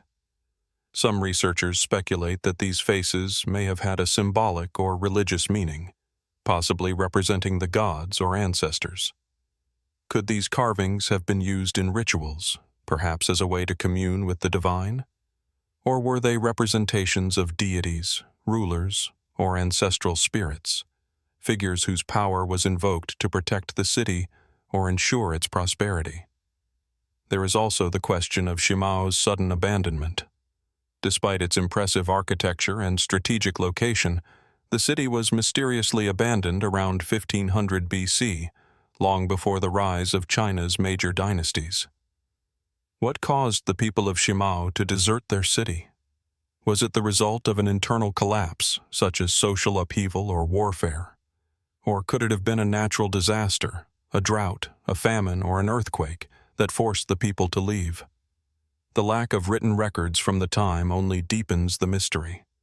How could such a sophisticated civilization simply disappear without a trace, leaving behind only the stone walls and fragmented remnants of its once thriving society? One of the most tantalizing aspects of Shimao is its possible connection to other ancient civilizations in the region. Some scholars have speculated that the city was part of a larger network of settlements, all of which were interconnected through trade, religion, or cultural exchange. Could the people of Shimao have had contact with other ancient cultures in Central Asia, the Near East, or even the Americas? The idea of long-distance trade networks in the ancient world is not as far-fetched as it may seem. Recent discoveries of ancient artifacts in far-flung regions suggest that people in ancient times were far more connected than we often give them credit for. Could Shimao have been a part of such a network, perhaps a trading hub or a center of knowledge exchange? The discovery of exotic artifacts at the site, including jade, suggests that the city's inhabitants were not isolated from the larger world. Could there be hidden connections between Shimao and other ancient civilizations that we have yet to uncover? The question of Shimao's origins also looms large. While some researchers believe the city was built by the ancestors of the later Shang dynasty, others have proposed that it may have been constructed by a completely different group, one whose identity has been lost to history. Some fringe theories even suggest that the builders of Shimao could have been influenced by or even connected to other ancient civilizations far outside China's traditional historical narrative. Could Shimao be the remnants of a forgotten culture, one whose influence spread across the ancient world, leaving behind only faint traces of its existence? As we stand before the stone walls of Shimao, it is impossible not to feel a sense of awe and wonder. Here, in the dust and silence of an ancient city, we are confronted with the realization that there is still so much we do not understand. The mysteries of Shimao, from its origins to its sudden abandonment, continue to elude us. But perhaps that is what makes this site so compelling. It is a reminder that even in an age where technology and knowledge seem limitless, there are still places, still stories, that remain hidden from us. What were the people of Shimao like? What drove them to create such a remarkable city, and why did they leave it behind? As the wind whispers through the stones, we are left to wonder, what other mysteries lie buried in the forgotten corners of the world, waiting to be uncovered? As we leave the mysteries of Shimao behind and travel across the vast expanse of the Pacific Ocean, we arrive at another site equally enigmatic in its own right, Túcume, located in the arid deserts of northern Peru. Here, nestled in the shadows of the towering Andes Mountains, lies one of the most fascinating and unexplained collections of ancient structures in the world. Túcume, a site once at the heart of the mighty Lambayeque civilization, is home to a sprawling complex of pyramids, hundreds of them, spread across an area of over 500 acres. These pyramids, built from sun-baked mud bricks and stone, form a truly extraordinary landscape, one that beckons archaeologists, historians, and explorers to unlock its mysteries. What makes Túcume particularly striking, however, is not just the sheer number of its pyramids, but their arrangement. As you stand before the site, the first thing that becomes apparent is the sense of order, a deliberate geometry in how these structures are laid out. The largest and most prominent pyramid, known as Pyramide de la Luna, Pyramid of the Moon, rises high above the desert floor, dominating the landscape. Yet, despite the impressive size of individual pyramids, there is a strange uniformity to the layout of the whole site. From above, the clusters of pyramids seem to form patterns and alignments that hint at a deeper, more complex purpose, one that goes beyond the mere construction of ceremonial or residential spaces. Túcume was once part of the Lambayeque kingdom, a thriving civilization that flourished in this region between 900 and 1300 AD. The site itself, which predates the Inca Empire, is believed to have been a major political, religious, and ceremonial center.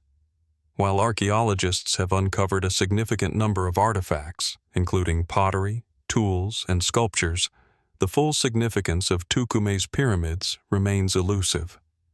What exactly did these structures represent to the people who built them?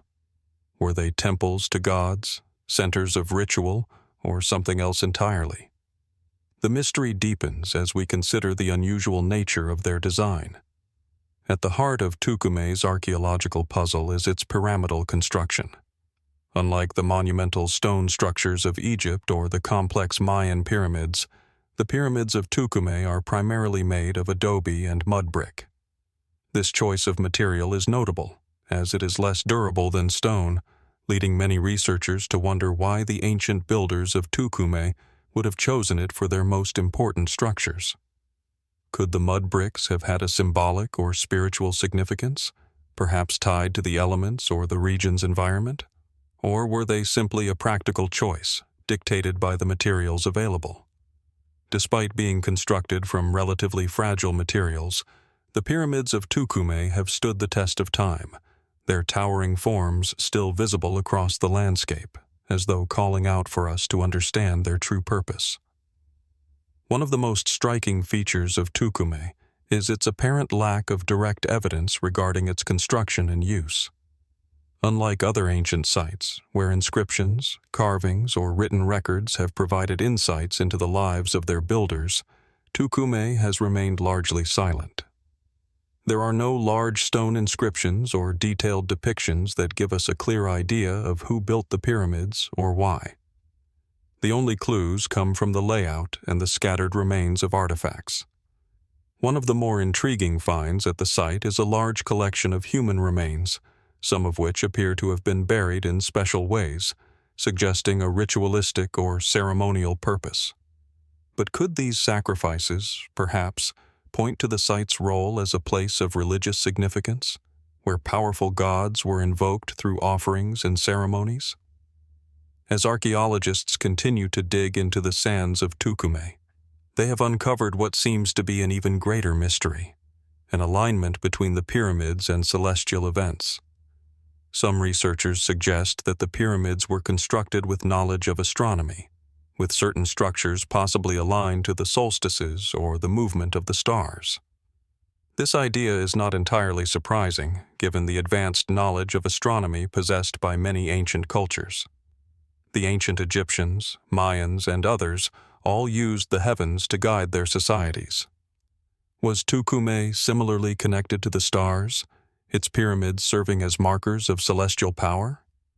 Could the Lambayeque people have used these structures not only for ceremonial purposes, but also for tracking celestial events that might have influenced their agricultural cycles, religious practices, or social organization? Despite all the evidence of architectural complexity, a more speculative theory has also emerged, one that suggests Túcume may have been a site of interregional or even intercivilizational influence. The Lambayeque civilization was far from isolated, and the Andes region was home to numerous pre-Columbian cultures, each with their own distinct practices. Could the layout of the Túcume pyramids have been influenced by external cultures, or even by lost civilizations whose knowledge of architecture and astronomy spread across the continent? Could the pyramids themselves be linked to ancient trade routes or cultural exchanges, reaching as far as the distant lands of Central America or even the South Pacific? Another intriguing question surrounding Túcume is its connection to the Inca Empire. By the time the Inca Empire rose to power in the 15th century, Túcume had already fallen into decline, its pyramids abandoned by the people who once built and used them. However, the Inca, known for their monumental architecture and sophisticated statecraft, were certainly aware of Túcume's existence. Could the Inca have found inspiration in the design and layout of Túcume's pyramids, perhaps even incorporating elements of its architecture into their own structures? Or did the site hold some kind of spiritual or symbolic significance for the Inca, who were known for their reverence of ancient places?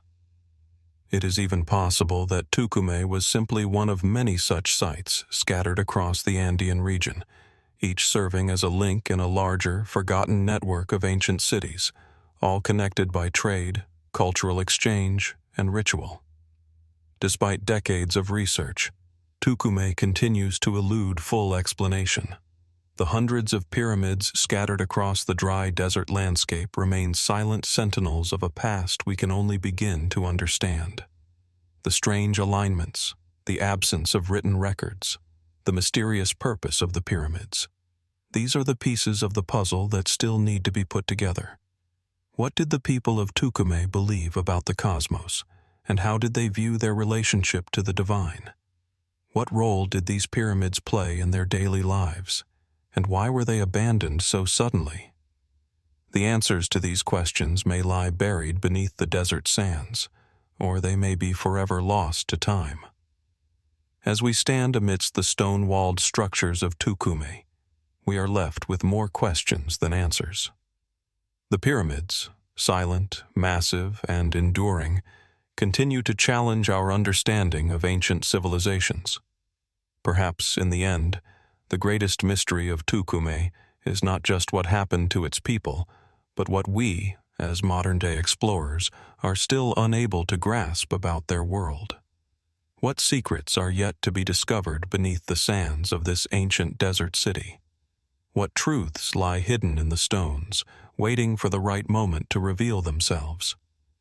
The mystery of Túcume, it seems, is one that may never fully be solved, leaving us to wonder just how much of the ancient world still remains hidden, waiting for the day when we might finally uncover its secrets. After leaving behind the mysterious pyramids of Túcume, we now travel deep into the jungles of southern Mexico, to the ancient ruins of Yaxchilan. This once thriving Maya city, hidden away along the banks of the Usumacinta River, has long intrigued archaeologists and historians for its remarkable art, monumental architecture, and the secrets it may still be keeping.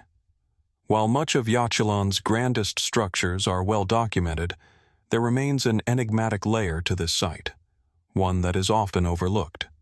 The lesser structures, those smaller yet no less significant remnants scattered across the site. These lesser-known components, tucked away in the dense foliage and quiet corners of Yaxchilan, have yet to yield all their secrets. Yaxchilan was at its peak during the classic Maya period, around 250 to 900 AD. Like many other Maya cities, it was a center of power, culture, and religion. Known for its detailed hieroglyphic inscriptions, intricate stone carvings, and impressive architecture, the site once stood as a beacon of Maya civilization. But beyond the grandiose temples and towering stelae, there are numerous smaller buildings and structures, many of which remain shrouded in mystery. These lesser structures, while less imposing, hold pieces of the puzzle that could provide deeper insights into the daily life, beliefs, and practices of the Maya people. Unlike the monumental temples and pyramids that define most ancient Maya cities, the lesser structures at Yaxchilan are more subtle, often tucked into less conspicuous parts of the city. These buildings range from simple platforms to smaller ceremonial structures, and they are scattered across different areas, sometimes in clusters and at other times solitary. Many of these structures were likely used for everyday activities, workshops, residences, storage areas, and perhaps smaller religious rituals. But given their location and design, there's a possibility that some of these lesser structures also served as hidden spaces for more private, sacred, or even secretive activities. The discovery of these lesser structures is not without its own set of questions. Why were they built in such inconspicuous locations, often away from the city's main ceremonial plazas? Could these areas have served purposes that we can only begin to imagine, perhaps linked to the more clandestine aspects of Maya society?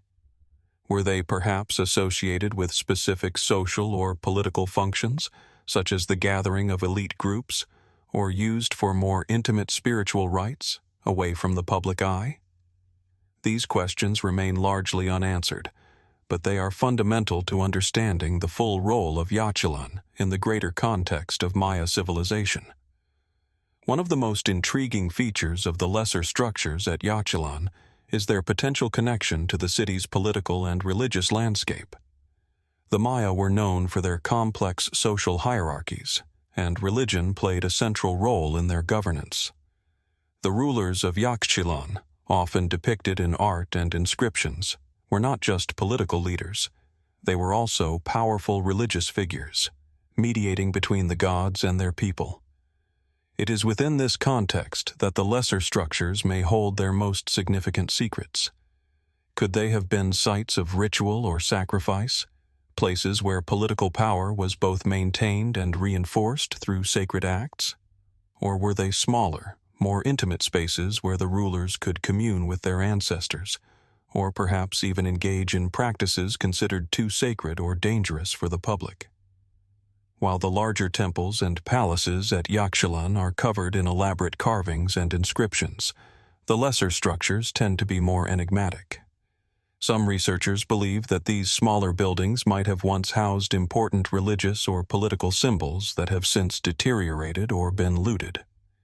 Could there have been additional hieroglyphic inscriptions, now lost, that once revealed the specific functions of these structures? Could hidden chambers or passageways beneath the structures still contain artifacts that could shed light on their true purpose?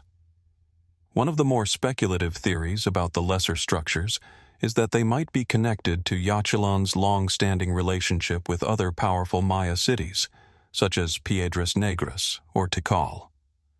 These cities were often linked through trade, warfare, and alliances, and it's possible that the lesser structures at Yaxchilan served as focal points for diplomacy or ceremonial exchanges. Some have even proposed that certain lesser buildings could have been used by foreign envoys or emissaries, possibly serving as neutral ground for negotiations and meetings between rival powers. Could these lesser structures, with their more hidden and seemingly private nature, have been part of a secretive diplomatic network, one that reached across the vast Maya world? Another theory, albeit more fringe, speculates that the lesser structures may be evidence of a hidden religious or political faction within Yaxchilan, a faction that may have been at odds with the ruling elite. The presence of these small, discrete buildings could suggest a parallel power structure that operated outside the official public realm of Yaxchilan. Were there rival factions within the city, or was this a space where dissent or rebellion was quietly nurtured? These theories remain speculative, but the very existence of these lesser structures raises the possibility that the Maya society of Yaxchilan was more complex and multifaceted than previously thought, with deeper layers of mystery that still await discovery. The materials used in the construction of the lesser structures at Yaxchilan also deserve mention. Like the grander buildings, these smaller structures were built with a mix of stone, mortar, and wood, but they often exhibit less elaborate decorations. This could indicate that these buildings were not meant to display the grandeur or divine authority associated with the more prominent temples. Yet, the fact that they were carefully constructed and situated with apparent intention suggests that even these lesser structures held significance. Were they perhaps the foundation for temporary religious altars, or did they have a role in more day-to-day civic rituals that kept the fabric of Yaxchilan's society together? Adding to the intrigue is the fact that Yaxchilan itself is only partially understood. While the inscriptions found on the large monuments of the city have revealed the names of rulers and chronicled important events, much of the history and social structure of the city remains a mystery. Could the lesser structures hold the key to understanding the true social dynamics of the Maya at Yaxchilan, particularly in terms of power, religion, and daily life? Were these structures integral to the rituals of the elite or the common people, or perhaps both? As we explore these lesser-known aspects of Yaxchilan, we are reminded of the limitations of our understanding. The Maya were a complex and highly developed civilization, but much of their history is still obscured by the dense jungles that have swallowed their cities, and by the challenges of interpreting their language, art, and architecture. The lesser structures of Yaxchilan, hidden away from the public eye, may hold pieces of the puzzle that could give us a more complete picture of what life was truly like in this ancient city. Yet, with so many unanswered questions, we are left to wonder, what was the true purpose of these lesser structures? What secrets lie hidden beneath the surface, waiting to be uncovered by future generations of archaeologists? The mysteries of Yaxchilan's lesser buildings may remain unsolved for some time, but they continue to beckon us toward deeper inquiry and exploration, and perhaps one day the answers will emerge from the shadows. As we leave behind the enigmatic structures of Yaxchilan, we journey across the vast stretches of the South American continent to a lesser-known yet equally captivating archaeological site, the Quilmes Ruins, located in the foothills of the Sierras de Aconquija in northern Argentina. The ruins of Quilmes stand as a testament to the resilience and ingenuity of the indigenous people who once called this arid, unforgiving landscape home. These ancient remains, perched high on a rocky plateau, provide a striking glimpse into a culture that resisted external forces for centuries. But much like the people who built it, the story of Quilmes is anything but straightforward. This is a place of mystery, where the echoes of ancient voices and the silent presence of long-forgotten structures raise more questions than they answer. The Quilmes Ruins are the remnants of a once thriving city, believed to have been inhabited by the Quilmes people, who were part of the larger Diaguita culture that flourished in the northwestern region of Argentina long before the Spanish arrived. Though the exact dates of its establishment remain unclear, many estimates place its origins around the 9th century AD, continuing to thrive until its eventual abandonment in the 17th century, when the Spanish conquest reached the region. What remains now are the skeletal outlines of a city that once housed thousands of inhabitants, with its stone buildings and terraced structures scattered across the rugged landscape. The city is located at a strategic point, its complex set of terraces and fortified walls nestled among the steep hillsides, offering a commanding view of the surrounding valley. As you approach the ruins, the first thing you notice is the layout, an intricate pattern of stone walls and platforms that seem to conform to the natural topography of the land. The steepness of the terrain, combined with the sheer size of the site, suggests a level of planning and design that was well ahead of its time. Each structure, though worn and weathered by centuries of wind and rain, stands as a quiet monument to the people who meticulously constructed it, using the limited resources available to them. The city's inhabitants, the Quilmes, lived in relative isolation for much of their history, surrounded by vast, barren desert landscapes. And yet, they built an expansive settlement, creating a network of interconnected buildings that were at once functional, defensive, and symbolic. One of the most intriguing features of Quilmes is its size. Unlike the isolated settlements that dot the vast Andean highlands, the Quilmes Ruins encompass an area of nearly 200 hectares. With walls, platforms, and what appear to be ceremonial spaces scattered throughout, the ruins evoke a sense of mystery and grandeur. But the true purpose of these structures remains largely speculative. Were they built solely for residential purposes, or did they also serve as religious and ceremonial centers? Did the Quilmes people use these spaces for rituals, perhaps invoking the spirits of the land or paying homage to deities tied to the harsh desert environment? It is possible that the large, fortified nature of the settlement also served a defensive function, protecting its people from outside invaders or rival groups, though the specifics of these conflicts remain unclear. The most compelling mystery surrounding the Quilmes Ruins lies not in the remnants of their physical structures, but in the unanswered questions about the civilization itself. Despite the extensive archaeological excavations, much about the Quilmes remains shrouded in uncertainty. For example, the reasons behind their eventual abandonment continue to baffle researchers. While some argue that it was the Spanish conquest that led to the fall of Quilmes, others suggest that a combination of factors, including climate change, warfare, and internal strife, might have contributed to its decline. There are also theories that the city's inhabitants were either forcibly relocated or chose to abandon their homes in search of better opportunities, as the surrounding desert region became increasingly inhospitable. But was their departure a slow, peaceful migration, or was it part of a more violent upheaval? The silence of the ruins speaks volumes, but it leaves us with more questions than answers.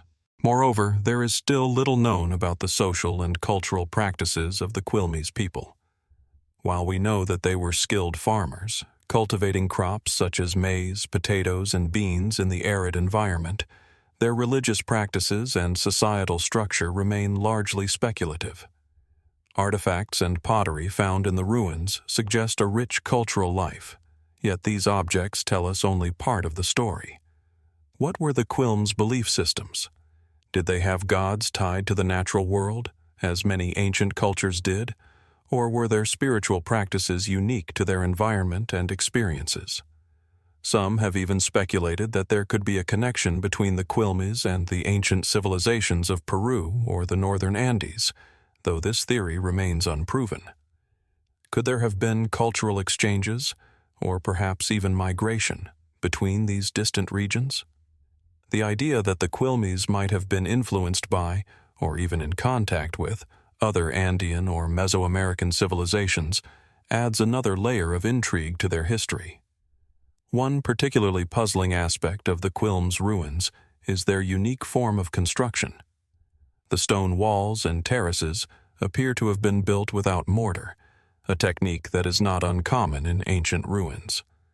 However, the sheer scale of these walls, combined with their sophisticated design, raises further questions. How did the Quilmes people manage to transport and position such large stones in an environment where resources were limited? Was there a deeper knowledge of engineering and construction techniques passed down through generations, or did the Quilmes benefit from external influences? The complexity of the structures hints at a high degree of architectural skill, one that may have been learned through trial and error or shared through trade and cultural exchange. Some speculate that the city's location, isolated and perched on a steep hillside, might have helped the Quilmes protect these secrets, keeping their knowledge of construction and design away from the prying eyes of potential invaders. The most intriguing theory surrounding the Quilmes people, however, has little to do with their physical construction methods or their eventual decline. Some researchers have proposed that the Quilmes ruins were not just a settlement, but a symbol of resistance. These people, isolated in a harsh environment, may have used their city as a statement of independence, a fortress that could withstand the pressures of conquest and colonization. Were the Quilmes merely survivors of the larger Diaguita and Andean cultures, or did they see themselves as a distinct people, fiercely protecting their way of life? The answer to this question remains elusive, but it adds a layer of mystique to the ruins, suggesting that these structures could represent something more than just a physical city. They could be a monument to a civilization that fought to preserve its identity in the face of overwhelming odds. As we stand before the ancient walls of Quilmes, surrounded by the vast emptiness of the desert, we are left with an undeniable sense of awe. These ruins, though weathered by time, still hold secrets waiting to be uncovered. The legacy of the Quilmes people, their resilience, their creativity, and their ability to survive in such an unforgiving landscape, remains alive in the stones that dot the terrain. And as we search for answers to the questions surrounding their culture, their practices, and their eventual decline, we are reminded that there is still so much we do not understand about the past. The mystery of Quilmes, like so many other ancient civilizations, lingers in the shadows, waiting for the day when the pieces of the puzzle finally come together. What lies beneath the surface of this ancient city, and what will it take to uncover the secrets that have been hidden for centuries? As we continue our journey through the heart of ancient mysteries, we shift our focus from the forgotten cities of the Americas to a more subtle yet no less intriguing site, one that lies in the windswept heights of the Bighorn Mountains in Wyoming, USA. There, nestled at an elevation of nearly 10,000 feet, is the Bighorn Medicine Wheel, an ancient stone structure that continues to captivate archaeologists, historians, and spiritual seekers alike. Its purpose and significance, however, remain as enigmatic today as they were when it was first constructed thousands of years ago.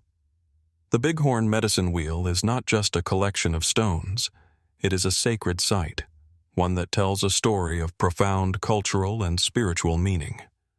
The structure consists of a large circle of stones, approximately 80 feet in diameter, surrounded by a series of smaller radiating spokes.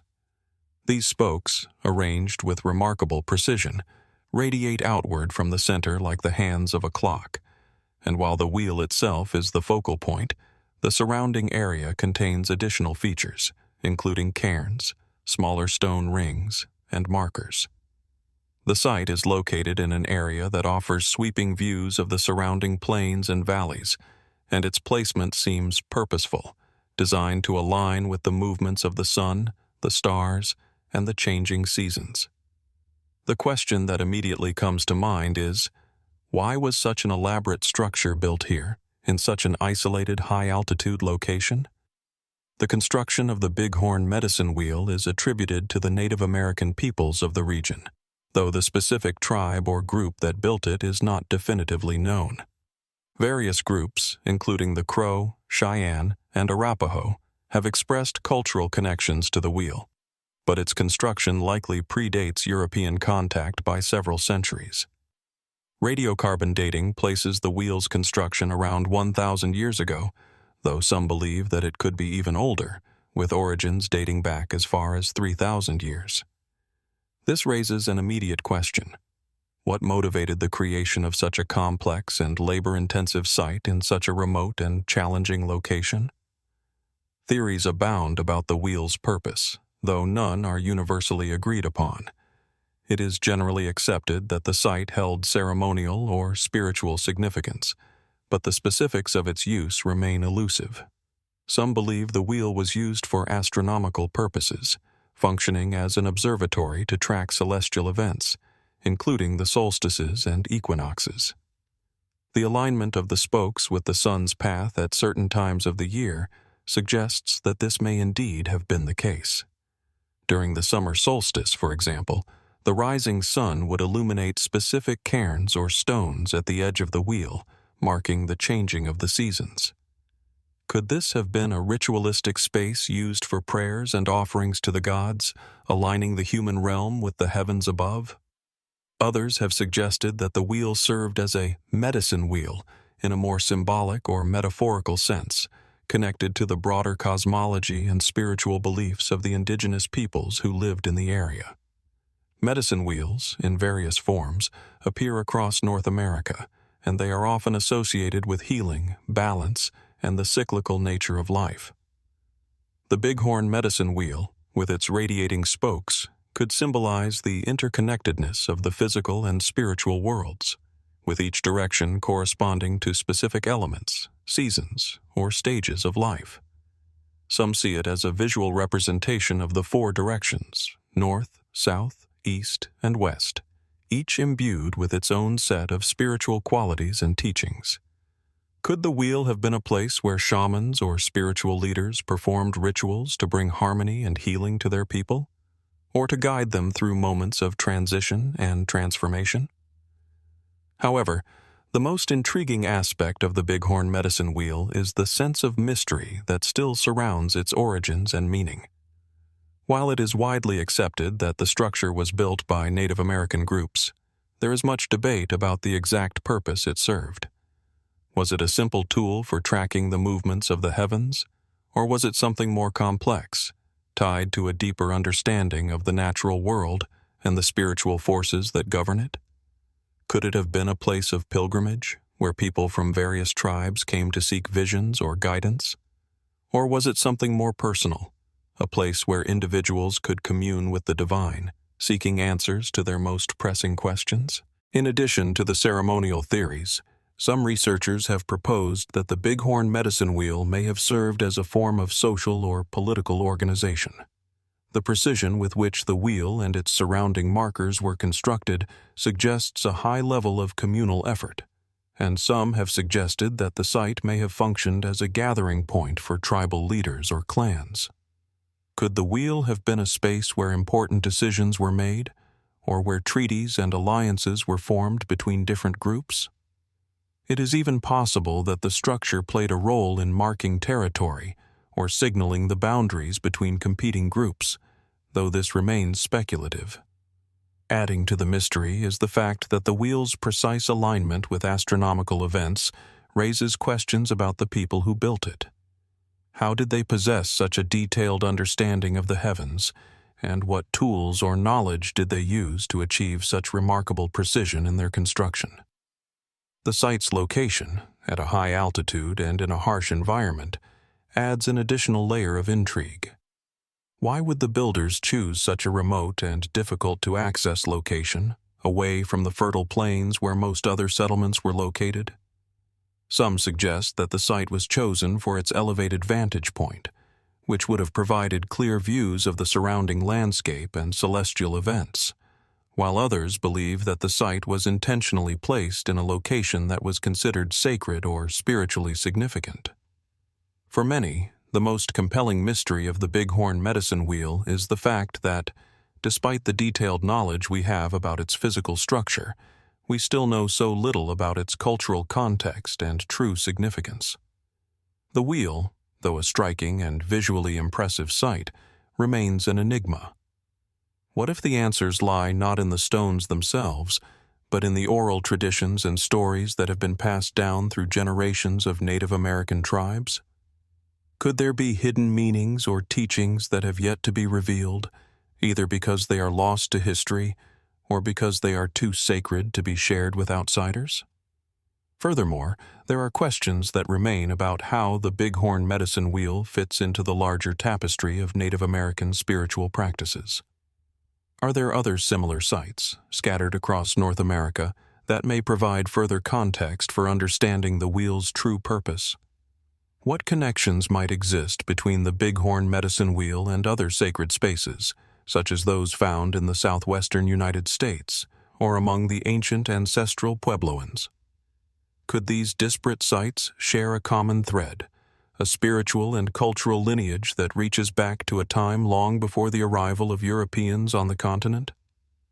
As we stand before the Bighorn medicine wheel, we are reminded of the complexity and depth of indigenous knowledge systems and the profound mysteries that still lie hidden beneath the surface of the earth. The stones of the wheel, weathered and worn by centuries of wind and time, continue to speak to us, though their full message has yet to be deciphered. What truths remain hidden within this sacred space, waiting to be uncovered by those who approach it with reverence and curiosity? And as we look to the skies above, perhaps we too are reminded of the connections that bind us all, across time, space, and culture, through the cycles of the sun, the moon, and the stars. As we journey further into the heart of ancient enigmas, we now find ourselves in the arid expanses of Oman, a land where the past is often buried beneath layers of time and shifting sand. Here, in the Khutm region, lies one of the most mysterious and intriguing archaeological discoveries of the Arabian Peninsula, the Khutm underground tombs. These burial sites, carved into the earth itself, are not merely graves, but a testament to the craftsmanship and beliefs of the people who once inhabited this land. But who were these people, and why did they go to such extraordinary lengths to create a burial site that remains, even today, shrouded in mystery? The Khutm tombs are part of a larger complex of ancient tombs scattered throughout the region, though the ones found in Khutm are some of the most impressive. These underground tombs, hewn from solid rock, are believed to date back to around 3000 BC, an era long before the rise of major civilizations in the region. What makes these tombs particularly fascinating is not only their age, but the sheer scale and sophistication of their construction. The tombs consist of large chambers, with intricate passageways and burial niches, some of which are believed to have been designed for communal burial. The tomb's underground nature suggests a deliberate attempt to shield the deceased from the elements, preserving the body in a subterranean resting place far removed from the living world. The site is located near the foothills of the Hajar Mountains, a location that offers both isolation and protection, with the tombs lying far from the bustling trade routes that have historically passed through the region. The design of these tombs is striking in its simplicity and precision. Each chamber appears carefully constructed, with the walls smoothed to a uniform texture, and the burial niches placed with an almost geometric accuracy. These tombs were not the work of primitive peoples. Rather, they were the work of a sophisticated society capable of monumental architectural feats. But who were these people, and what motivated them to build such elaborate burial sites in an area that, by all accounts, seems inhospitable to large-scale settlement? At the heart of the mystery is the question of the identity of the tomb builders. Little is known about the people who constructed the Khutm tombs, and no written records from the era have been found to shed light on their civilization. Some scholars believe the tombs were built by the people of the An-Nar culture, an early Bronze Age society that flourished in the Arabian Peninsula. The Annar culture is known for its distinctive burial practices, which included the use of large stone structures known as beehive tombs and elaborate grave goods. The Khutm tombs, with their subterranean chambers and elaborate architecture, seem to echo this tradition, suggesting a cultural continuity between the two. However, there are those who question whether the Annar culture was the true architect of the Khutm tombs. Could these tombs have been built by a different, perhaps even older civilization that predated the Annar? The site's remoteness and the advanced nature of the tomb's construction have led some to speculate that the people who created them were far more advanced than previously believed. Was there a hidden, lost civilization in the Arabian Peninsula, one that has since faded into the mists of time, leaving only these cryptic burial sites as evidence of its existence? Adding to the enigma is the fact that the tombs were designed not only for burial, but also for ritual purposes. The presence of intricate carvings and symbols on the walls of the tombs suggests that they were more than mere resting places for the dead. These markings are believed to represent a form of proto-writing, though their exact meaning remains unknown. Could these symbols have been part of a religious or spiritual practice, a way to communicate with the deceased or the gods? The idea that these tombs might have had an esoteric or ritualistic function adds an additional layer of mystery to an already intriguing site. Some researchers have speculated that the tombs may have been built to align with astronomical events, much like other ancient burial sites across the world. Could the tombs have been constructed with the stars in mind, perhaps serving as a guide for the souls of the departed, leading them toward the afterlife? The positioning of the tombs, the alignment of their entrances, and the celestial symbols found within the chambers may offer clues that point to such a theory. In the vast expanse of the desert, where the stars shine with a clarity unknown in other parts of the world, the night sky would have been a powerful source of guidance and inspiration. Could the tombs have been a way to bridge the gap between the living and the dead, aligning both with the cycles of the cosmos? But even more than their architectural and symbolic mystery, the Khutm tombs provoke a sense of wonder because of what they reveal about the people who constructed them. The fact that such elaborate burial sites were built in the harsh desert environment of Oman suggests a deep reverence for the dead and a complex belief system. It is clear that the tombs were designed with care and precision, and the effort required to construct them would have been immense. This raises the question, what did the people of Khutm believe about the afterlife? What drove them to invest such time and resources in creating a space that would protect and honor the deceased for eternity? While mainstream archaeological thought suggests that the tombs were built for elite members of society, some have proposed more speculative ideas. Could the tombs have been created by a society that was familiar with advanced engineering techniques long before such knowledge became widespread? Were the builders of these tombs part of a larger network of ancient cultures that shared knowledge and resources? Some even speculate that the Khutm tombs were part of a larger ritual landscape that spanned much of the Arabian Peninsula, potentially connected to other sacred sites. What if this burial complex was just one piece of a much larger puzzle, a hidden history waiting to be uncovered?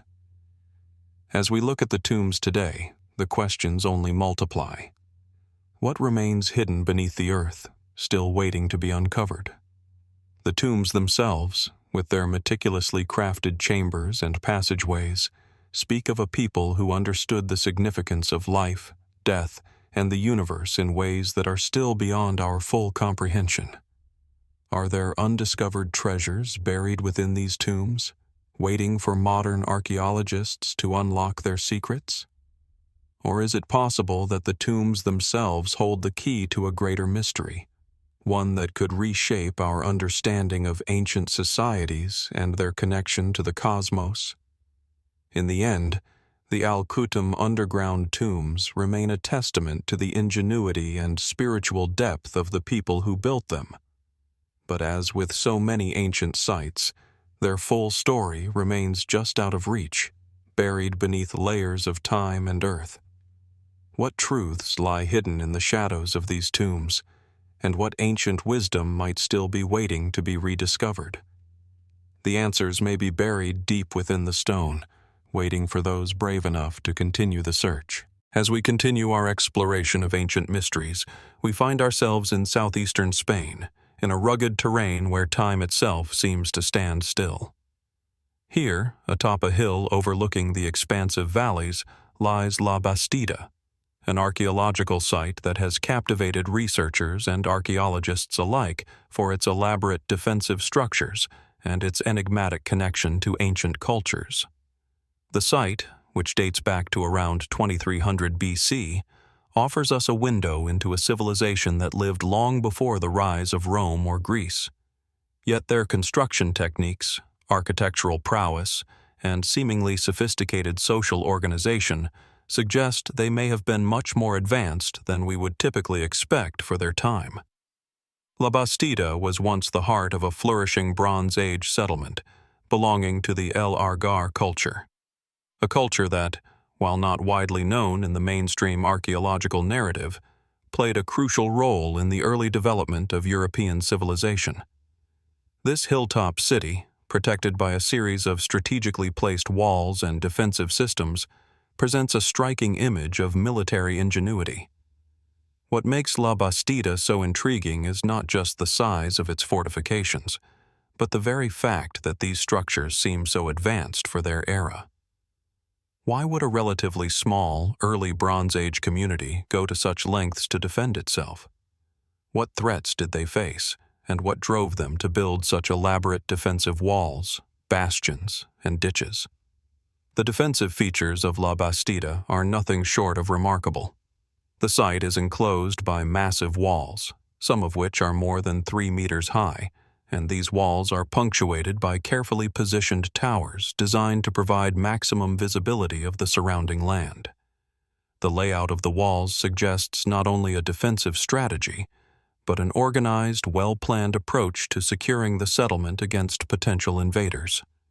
Within the city, a network of narrow streets leads to the central areas of the settlement, while a series of gateways and fortified entries made it clear that access was tightly controlled.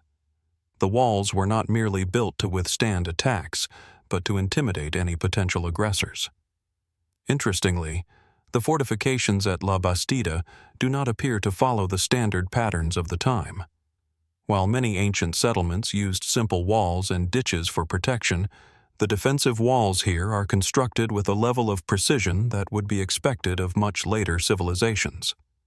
They feature a technique known as Cyclopean masonry, where large stones are carefully cut and fitted together without the use of mortar. Such construction methods, typically associated with ancient Greece or even pre-Roman Italy, seem out of place in the context of the El Argar culture. How did the people of La Bastida come to develop such advanced building techniques, and why were they so concerned with fortifying their settlement? But as we begin to peel back the layers of La Bastida's history, a deeper mystery begins to emerge. The fortifications themselves tell a story of a culture deeply concerned with defense, but they also point to the possibility of external threats. Was La Bastida simply protecting itself from local rivals, or were there more significant forces at play? The El Argar culture, it seems, was not an isolated group. Evidence suggests they were involved in complex trade networks that spanned across the Mediterranean and beyond, interacting with other ancient cultures. Some have speculated that the advanced fortifications at La Bastida could have been built in response to external conflicts, perhaps with powerful neighboring civilizations or even nomadic invaders. Could the walls have been a sign that La Bastida was facing a larger geopolitical struggle? Furthermore, the sheer scale of the defensive structures raises questions about the social and political organization of the people who lived there. The presence of elaborate fortifications implies a society with a certain level of hierarchy, one that could mobilize significant resources and labor for such a monumental project.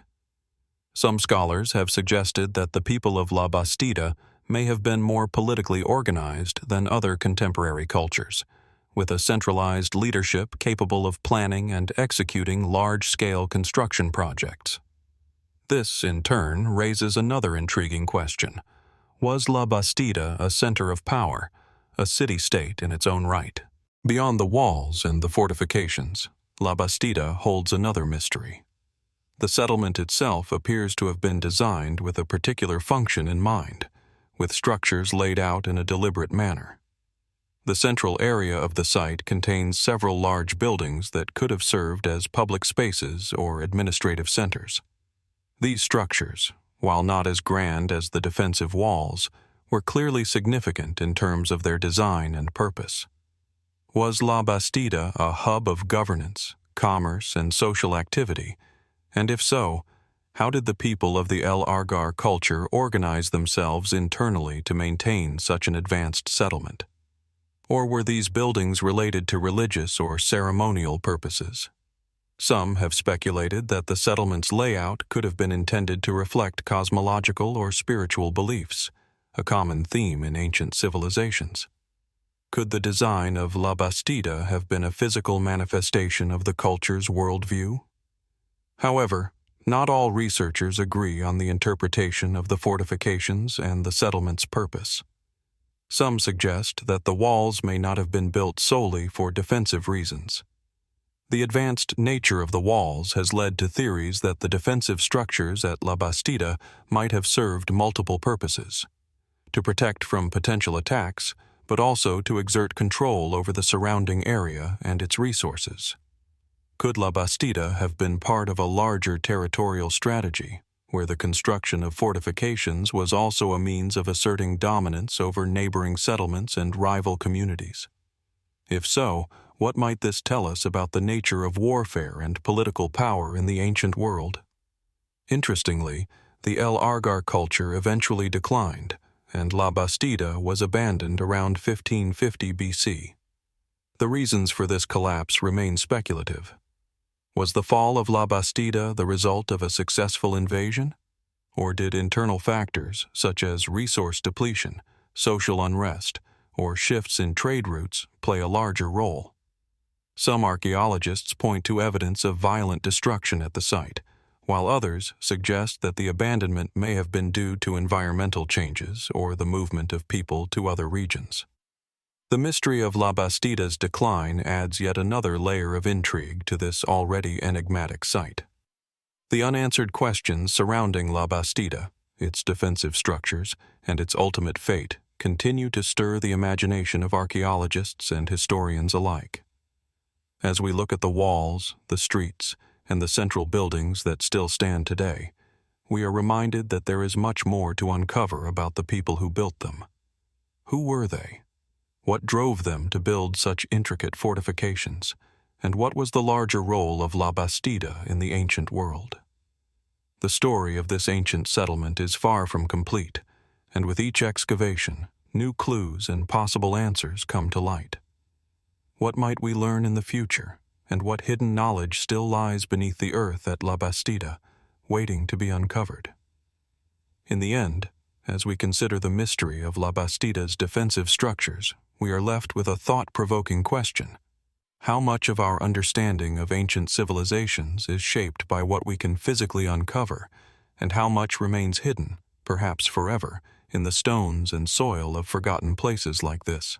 As we journey deeper into the enigmatic history of ancient civilizations, we arrive at a location that quietly sits atop the hills of the island of Menorca, part of the Balearic archipelago.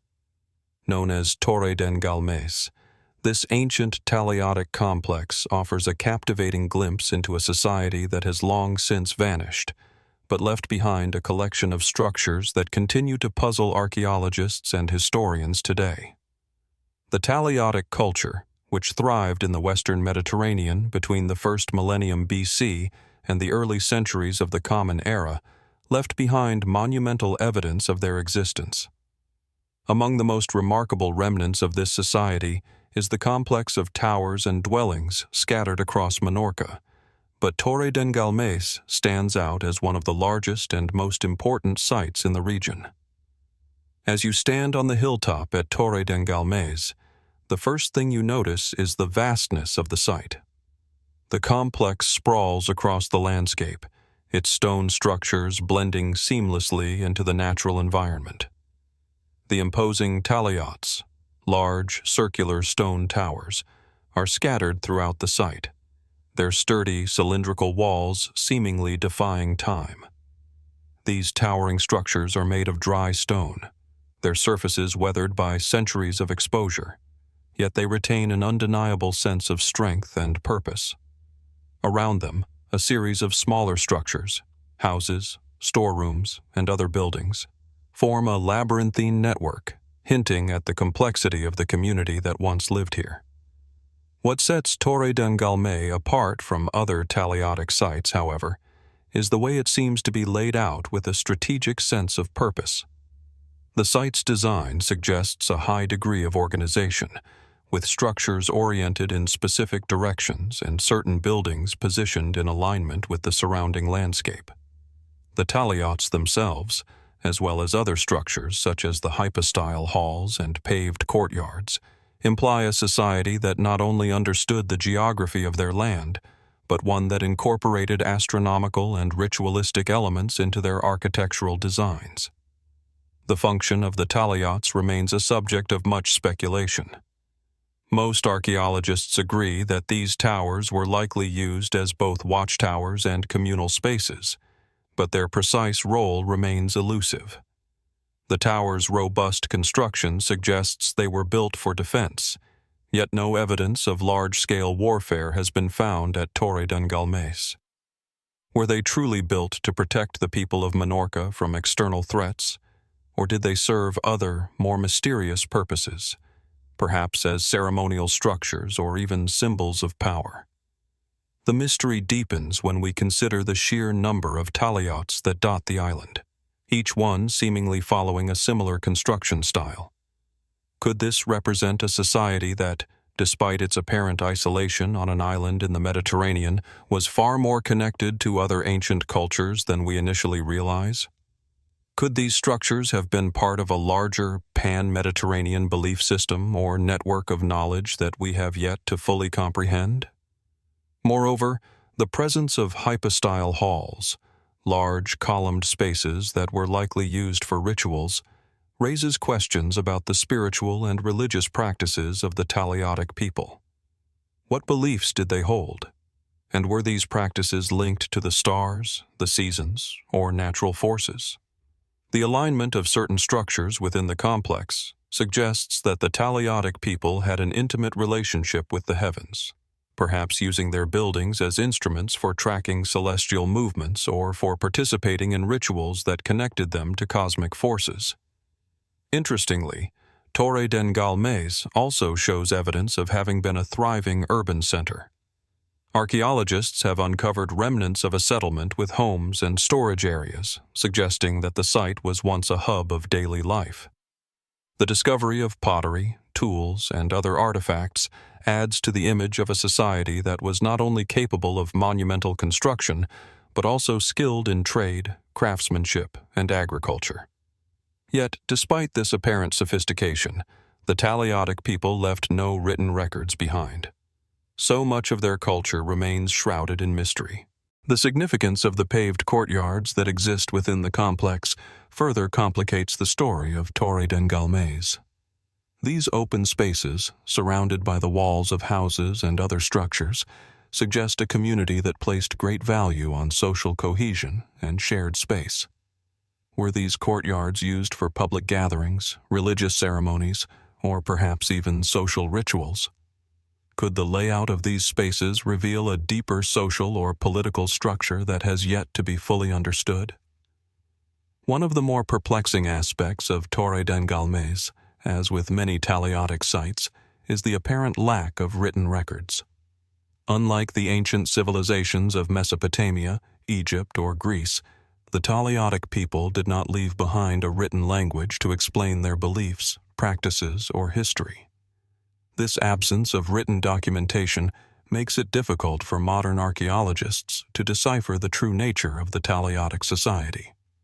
And yet, the size and complexity of Torre d'en Galmes point to a culture that was anything but primitive. Could there be a deeper, more intricate narrative hidden within these stones, one that speaks of a people who were far more advanced than we might assume? The decline of the Taliadic culture and the eventual abandonment of Torre d'en Galmes remains another significant mystery. By the early centuries of the Common Era, the island saw significant cultural changes, and the Taliadic culture faded from prominence. The reasons for this shift are not fully understood. Was it the result of external influences, such as the arrival of other cultures in the Mediterranean? Or was it the result of internal social or environmental factors? Did the decline of this civilization mark the end of an era, or is there more to this story that we have yet to uncover? The transition to the Punic and later Roman periods suggests a profound change in the region, but the precise nature of that transformation remains a subject of debate. It is also worth considering the speculative theories that surround the Taliadic culture. Some have suggested that the taliotes and other stone structures at Torre d'en Galmes might have been constructed by a lost civilization with knowledge that exceeded what we know of the time. Could there have been an ancient Mediterranean-wide culture with advanced engineering and astronomical knowledge, whose legacy was left behind in stone, yet remains largely obscured by time? Or were the Taliadic people simply an isolated society with unique talents and insights that we have yet to fully appreciate? As we consider the mysteries of Torre d'en Galmes, we are left with more questions than answers. The site stands as a testament to a lost civilization, one that, for reasons we may never fully understand, built towering stone structures and designed a complex urban center in the middle of a rugged island landscape. What drove them to create such monumental buildings? And what secrets are hidden in the stones of this ancient site? The answers, it seems, are still out there, waiting to be uncovered. But as we look out over the crumbling walls and towering taliots of Torre d'en Galmes, we are reminded that history is a puzzle, one that may never be fully solved, but whose pieces we continue to seek, one stone at a time.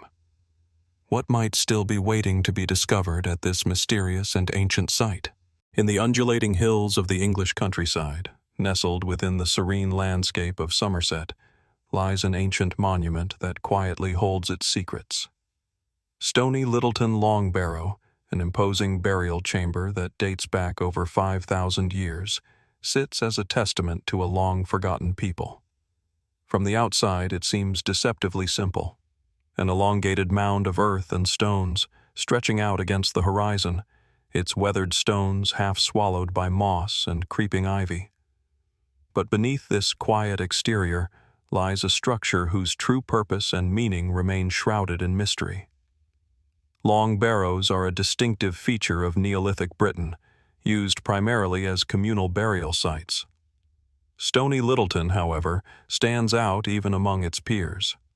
Its stone-lined chambers, its alignment with celestial events, and the enigmatic carvings found within it suggest that this site may have held deeper significance for its creators, significance that is lost to time. As you approach the barrow, a sense of something ancient and purposeful seems to linger in the air.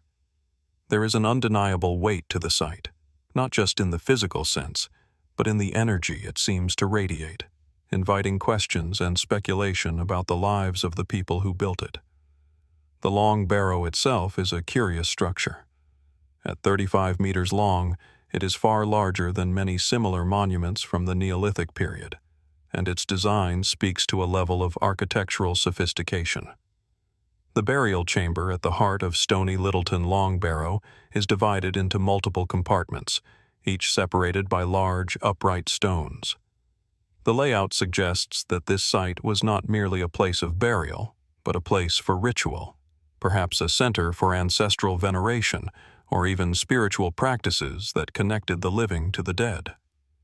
The fact that the structure was intentionally covered over with earth, forming a mound, implies that its builders intended it to be a long-lasting marker, a sacred place that would endure long beyond their time.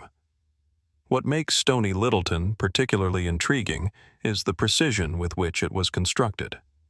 The barrow was carefully aligned with the solstices, with certain passages and chambers appearing to be oriented to capture specific celestial events. The alignment of the barrow's entrance suggests that it may have been designed to mark the sunrise at the winter solstice, a time of great spiritual significance for ancient societies, often tied to themes of death, rebirth, and the cycle of life. Why did its builders choose this precise alignment? What did they understand about the heavens that we have lost to history? Within the chamber itself, the atmosphere is palpable, a sense of something deeply sacred and possibly even mystical. The stones lining the burial chambers are simple but imposing, their weight bearing down on the viewer as though to remind them of the long passage of time. Yet, it is what is missing from the barrow that adds to its mystery. The bones of the deceased, which one might expect to find in such a site, are conspicuously absent. When the site was excavated in the 19th century, the remains of bodies were nowhere to be found, leaving behind only evidence of the burial rituals themselves, tools, pottery, and fragments of human bones scattered throughout the chambers. Could this absence of human remains suggest that the site was used for other purposes, perhaps connected to ceremonial or symbolic practices rather than burial? Were the people who used Stony Littleton burying something far more significant than physical bodies? Some archaeologists have proposed that the chambered long barrow was used for a much wider range of rituals than simple burials. The placement of the chambers, which form a series of interconnecting passageways, might point to a ceremonial function, possibly used for initiations, rites of passage, or seasonal festivals. The passageways, with their restrictive, narrow openings, might symbolize a journey from life to death, from this world to the next, offering the living a passageway to communicate with the spirits of the deceased. This idea of a symbolic journey is further supported by the small stone carvings that were discovered on the stones of the chambers. Simple, abstract motifs, but ones that seem to carry a weight beyond mere decoration. Some theorists even suggest that these markings could be a form of ancient writing, one whose meaning we have yet to fully decipher. One of the most fascinating aspects of Stony Littleton is the possible connection to the broader Neolithic culture in the British Isles. It's clear that Stony Littleton was not an isolated monument, but part of a larger network of ceremonial sites. Nearby, the famous West Kennet Long Barrow and Avebury Stone Circle offer similar clues that point toward an advanced understanding of astronomy and the cyclical nature of the cosmos. Were these sites all part of a grand, interconnected system of spiritual and ritualistic practices? Did the builders of Stony Littleton share knowledge with other groups across the region, passing down their understanding of the stars and the seasons through their structures? Were these sites connected in a way that suggests a sophisticated belief system, one based on a deep, perhaps even mystical understanding of the universe? For some, the mystery of Stony Littleton Long Barrow lies not only in its alignment with celestial events, but in its very purpose. Could it be that the Long Barrow was not just a place of spiritual reverence, but also an early observatory, designed to track the movements of the sun, the moon, and the stars? The placement of certain stones within the chambers and the alignment of the entrance could suggest that its builders were using the site as a kind of primitive astronomical tool. Could Stony Littleton have been part of a broader network of sacred observatories across the British Isles, each designed to track the heavens in a way that would have been crucial for agricultural cycles, religious rituals, and the measurement of time? But as we delve deeper into the Long Barrow's mysteries, we are confronted with a question that continues to challenge archaeologists. Who were the people who built it? Evidence suggests they were part of a complex, organized society, but we know little else about them. The Neolithic builders of Stony Littleton left no written records, no names, no definitive history of their culture. What we have instead is a collection of stone monuments, each one offering clues, but none of them providing clear answers. Who were these people who held such a deep connection to the land, to the heavens, and to the cycles of life and death? What was the role of the long barrow in their society, and what did it mean to them to build such an imposing, symbolic structure? As we stand before stony Littleton Long Barrow, we are left with more questions than answers. The mysterious absence of human remains, the celestial alignments, the enigmatic carvings, these elements all point toward a society that understood far more than we might expect. Whether this was a place of death, a space for spiritual communication, or a tool for measuring the heavens, we may never know for certain. The story of Stony Littleton, like so many ancient sites, remains incomplete, its true purpose lying just beyond our grasp. Perhaps the answers are hidden within the stones themselves, waiting for a future generation to unlock the mysteries of this sacred site. The Long Barrow, silent and enduring, stands as a testament to the ancient belief in something greater, something cosmic, a connection to the earth, to the sky, and to the eternal forces that shape our world. What more might be hidden within its depths? What knowledge, lost to time, might still lie buried beneath the weathered stones, waiting to be discovered?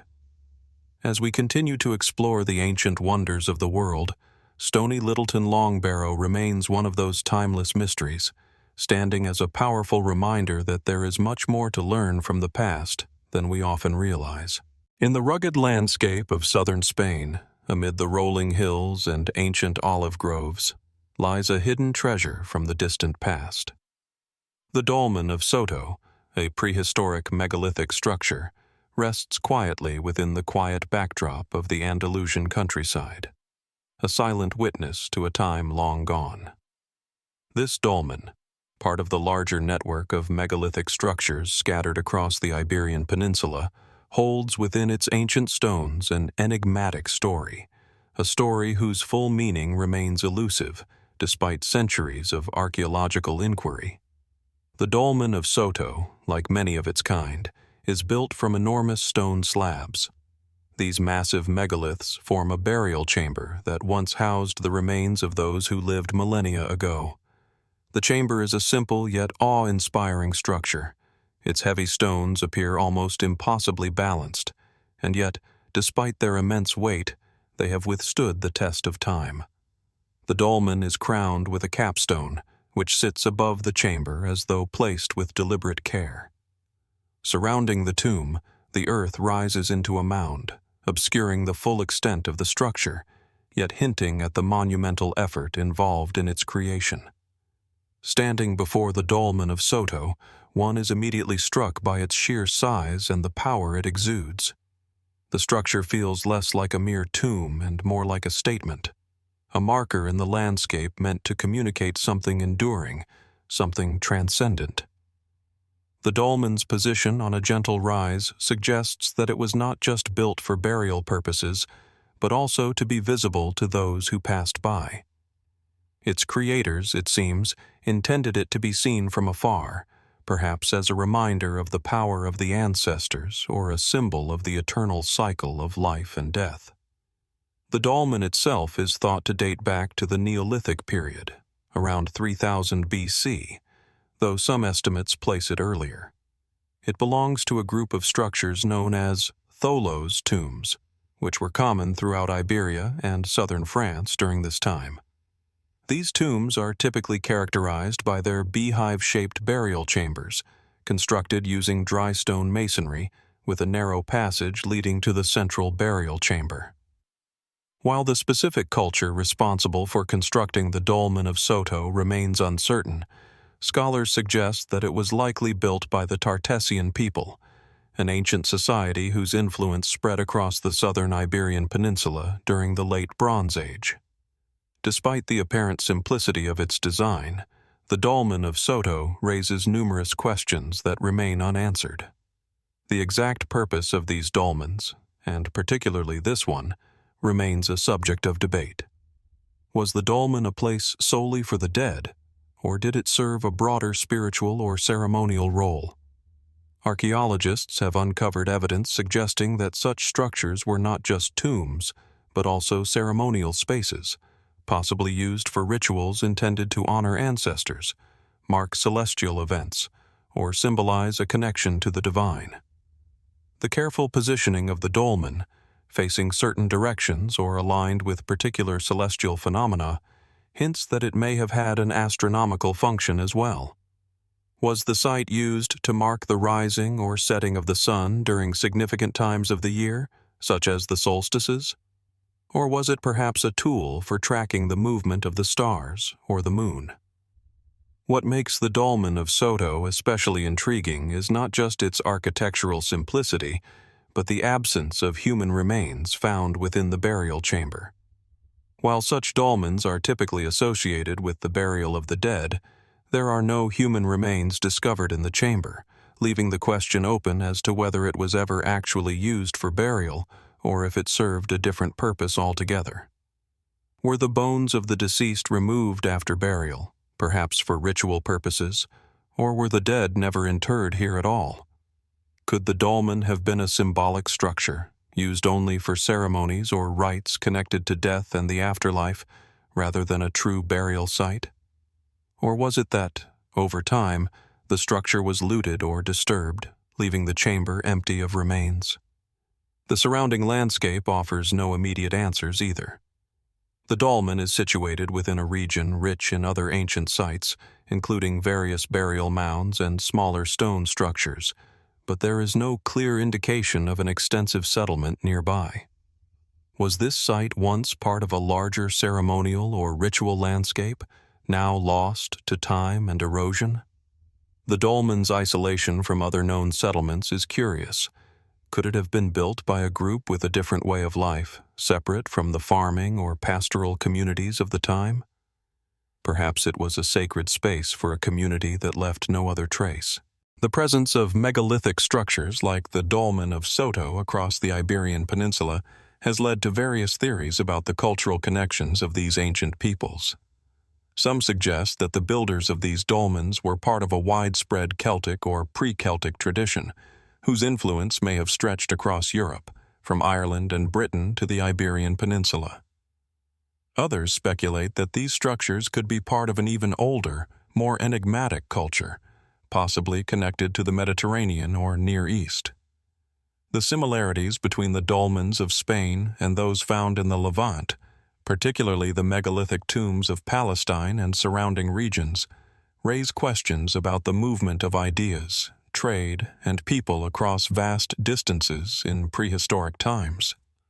Were these ancient societies exchanging not just goods, but also religious or spiritual beliefs?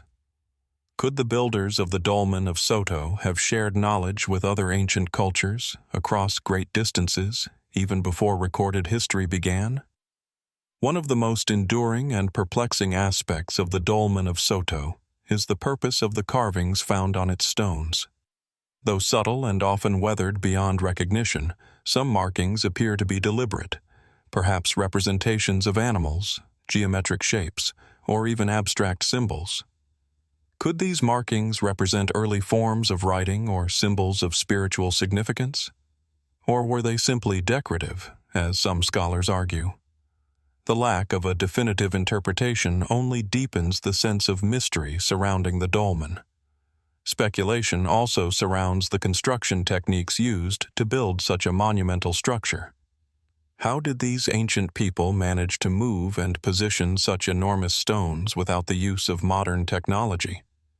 The sheer size and weight of the stones, some weighing several tons, raise questions about the methods used to quarry, transport, and position them.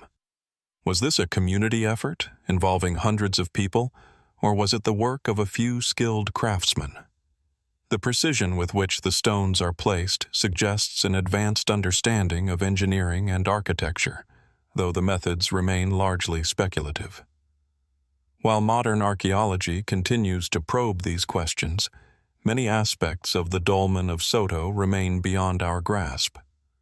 Was it a tomb, a ceremonial site, or something entirely different? What did the carvings mean, and who left them behind? What role did the site play in the larger social and spiritual life of its creators? And perhaps most fundamentally, who were the people who built it, and what did they believe? The mysteries of the Dolmen of Soto are just a small part of the broader puzzle of prehistoric Iberia. As we continue to investigate these ancient sites, we are confronted with the ever-present challenge of piecing together a story that was never written down, a culture whose words and deeds have been lost to time. Yet, in the stones and the silence of places like the Dolmen of Soto, we find echoes of a world that once was, a world whose people, through their architecture and their rituals, sought to connect with something greater than themselves. What they left behind may never fully be understood, but their presence endures, inviting us to continue asking questions and seeking answers, even as the stones continue to stand in quiet witness to the passage of time. In the isolated expanse of Orkney, a cluster of islands off the northern coast of Scotland, a monument stands as a silent testament to an ancient, enigmatic past. This is Maisho, a prehistoric tomb unlike any other. Shrouded in mystery, it has captivated archaeologists and historians for centuries, sparking endless questions about its true purpose, the people who built it, and the astonishing astronomical knowledge they might have possessed. At first glance, Maisho appears to be nothing more than a large, unassuming mound, the kind of feature that could easily be overlooked by the casual observer. Yet, as one approaches it, the earth gives way to a low, narrow passage leading into the heart of the structure, a chamber that defies easy explanation. The mound itself is not a random formation, but a Neolithic tomb, constructed around 5,000 years ago, a time when ancient societies were just beginning to master the art of construction, but long before the written word or the wheel. It is part of the megalithic tradition that spread across Europe during the late Neolithic, alongside other monumental structures like Stonehenge and Newgrange. The structure's entrance is concealed beneath the earth, accessed only through a long, dark passageway, which winds its way inward and ends in a central chamber. The tomb is formed from massive stone slabs, carefully stacked to create a corbelled roof, an engineering feat that was achieved without the advanced tools and techniques that would come centuries later. What is immediately striking about Maisho, though, is its design. The chamber, a square room about 5 meters on each side, is meticulously crafted, with walls made of massive stones, each one placed with incredible precision. It is a place built not just for burial, but for something deeper, something that connects the builders to the heavens, the seasons, and perhaps the very forces of the cosmos. The most compelling feature of Maisho lies in its astronomical alignment. On the winter solstice, the shortest day of the year, the setting sun aligns perfectly with the tomb's entrance. As the sun dips below the horizon, its rays penetrate the passageway, shining directly into the heart of the chamber. This alignment is no accident. It suggests a deep understanding of the solar cycle, a recognition of the significance of the solstices, and perhaps even an attempt to honor the cyclical passage of time. This precise alignment suggests that the builders of Maisho were not only aware of the movements of the heavens, but may have built the tomb to serve as a kind of celestial clock, marking the changing seasons and possibly playing a role in ancient rituals tied to the cycles of life and death. But why was the tomb built in this particular location? And how was such an advanced understanding of astronomy achieved by a people who left no written records? Was Maisho simply a tomb for the dead, or was it a temple, a ceremonial site where the living and the dead interacted in ways that are beyond our current understanding? Some scholars have speculated that it may have been a place for ancestral worship, where rituals were performed to honor the deceased and their connection to the heavens. The alignment with the winter solstice may have been intended to celebrate the return of the light, the renewal of life after the darkest time of the year. But this explanation, though plausible, doesn't fully satisfy the mystery. Meisho's secrets are not limited to its architecture or astronomical precision. In the 19th century, the tomb was subjected to a series of vandalizing raids. The tomb's entrance had been known to locals for centuries, but it wasn't until 1861 that a group of treasure hunters, hoping to find riches within the ancient tomb, managed to break into it. While they found no treasure, they did uncover something equally fascinating: runic inscriptions marking the walls of the chamber. These carvings, believed to have been made by Viking raiders in the 12th century, provide a mysterious layer to the story of Meisho. Why would these Vikings, who arrived long after the tomb's original construction, have taken the time to inscribe their runes inside this ancient tomb? Were they leaving behind their own mark of conquest, or was the tomb somehow sacred to them as well? The runes themselves are a puzzle. Their meaning, while partially understood, is far from fully decoded. The Vikings are known to have written their runic inscriptions as a form of communication, but these particular runes do not seem to correspond to any known Norse texts. The messages seem cryptic, some appearing to be playful or boastful, while others seem to be full of meaning that still eludes modern scholars. Could these runes offer a clue to the tomb's continued importance, even centuries after its original purpose had been fulfilled? Did the Vikings see Meisho as something more than a burial site, perhaps as a site imbued with some ancient power, a connection to a forgotten mystical past? Beyond the runes, there are other mysteries surrounding Meisho. The tomb's construction itself is a marvel, and the organization required to build such a monument raises intriguing questions. The workers who built Meisho must have possessed not only remarkable skills in quarrying and construction, but also a profound understanding of engineering.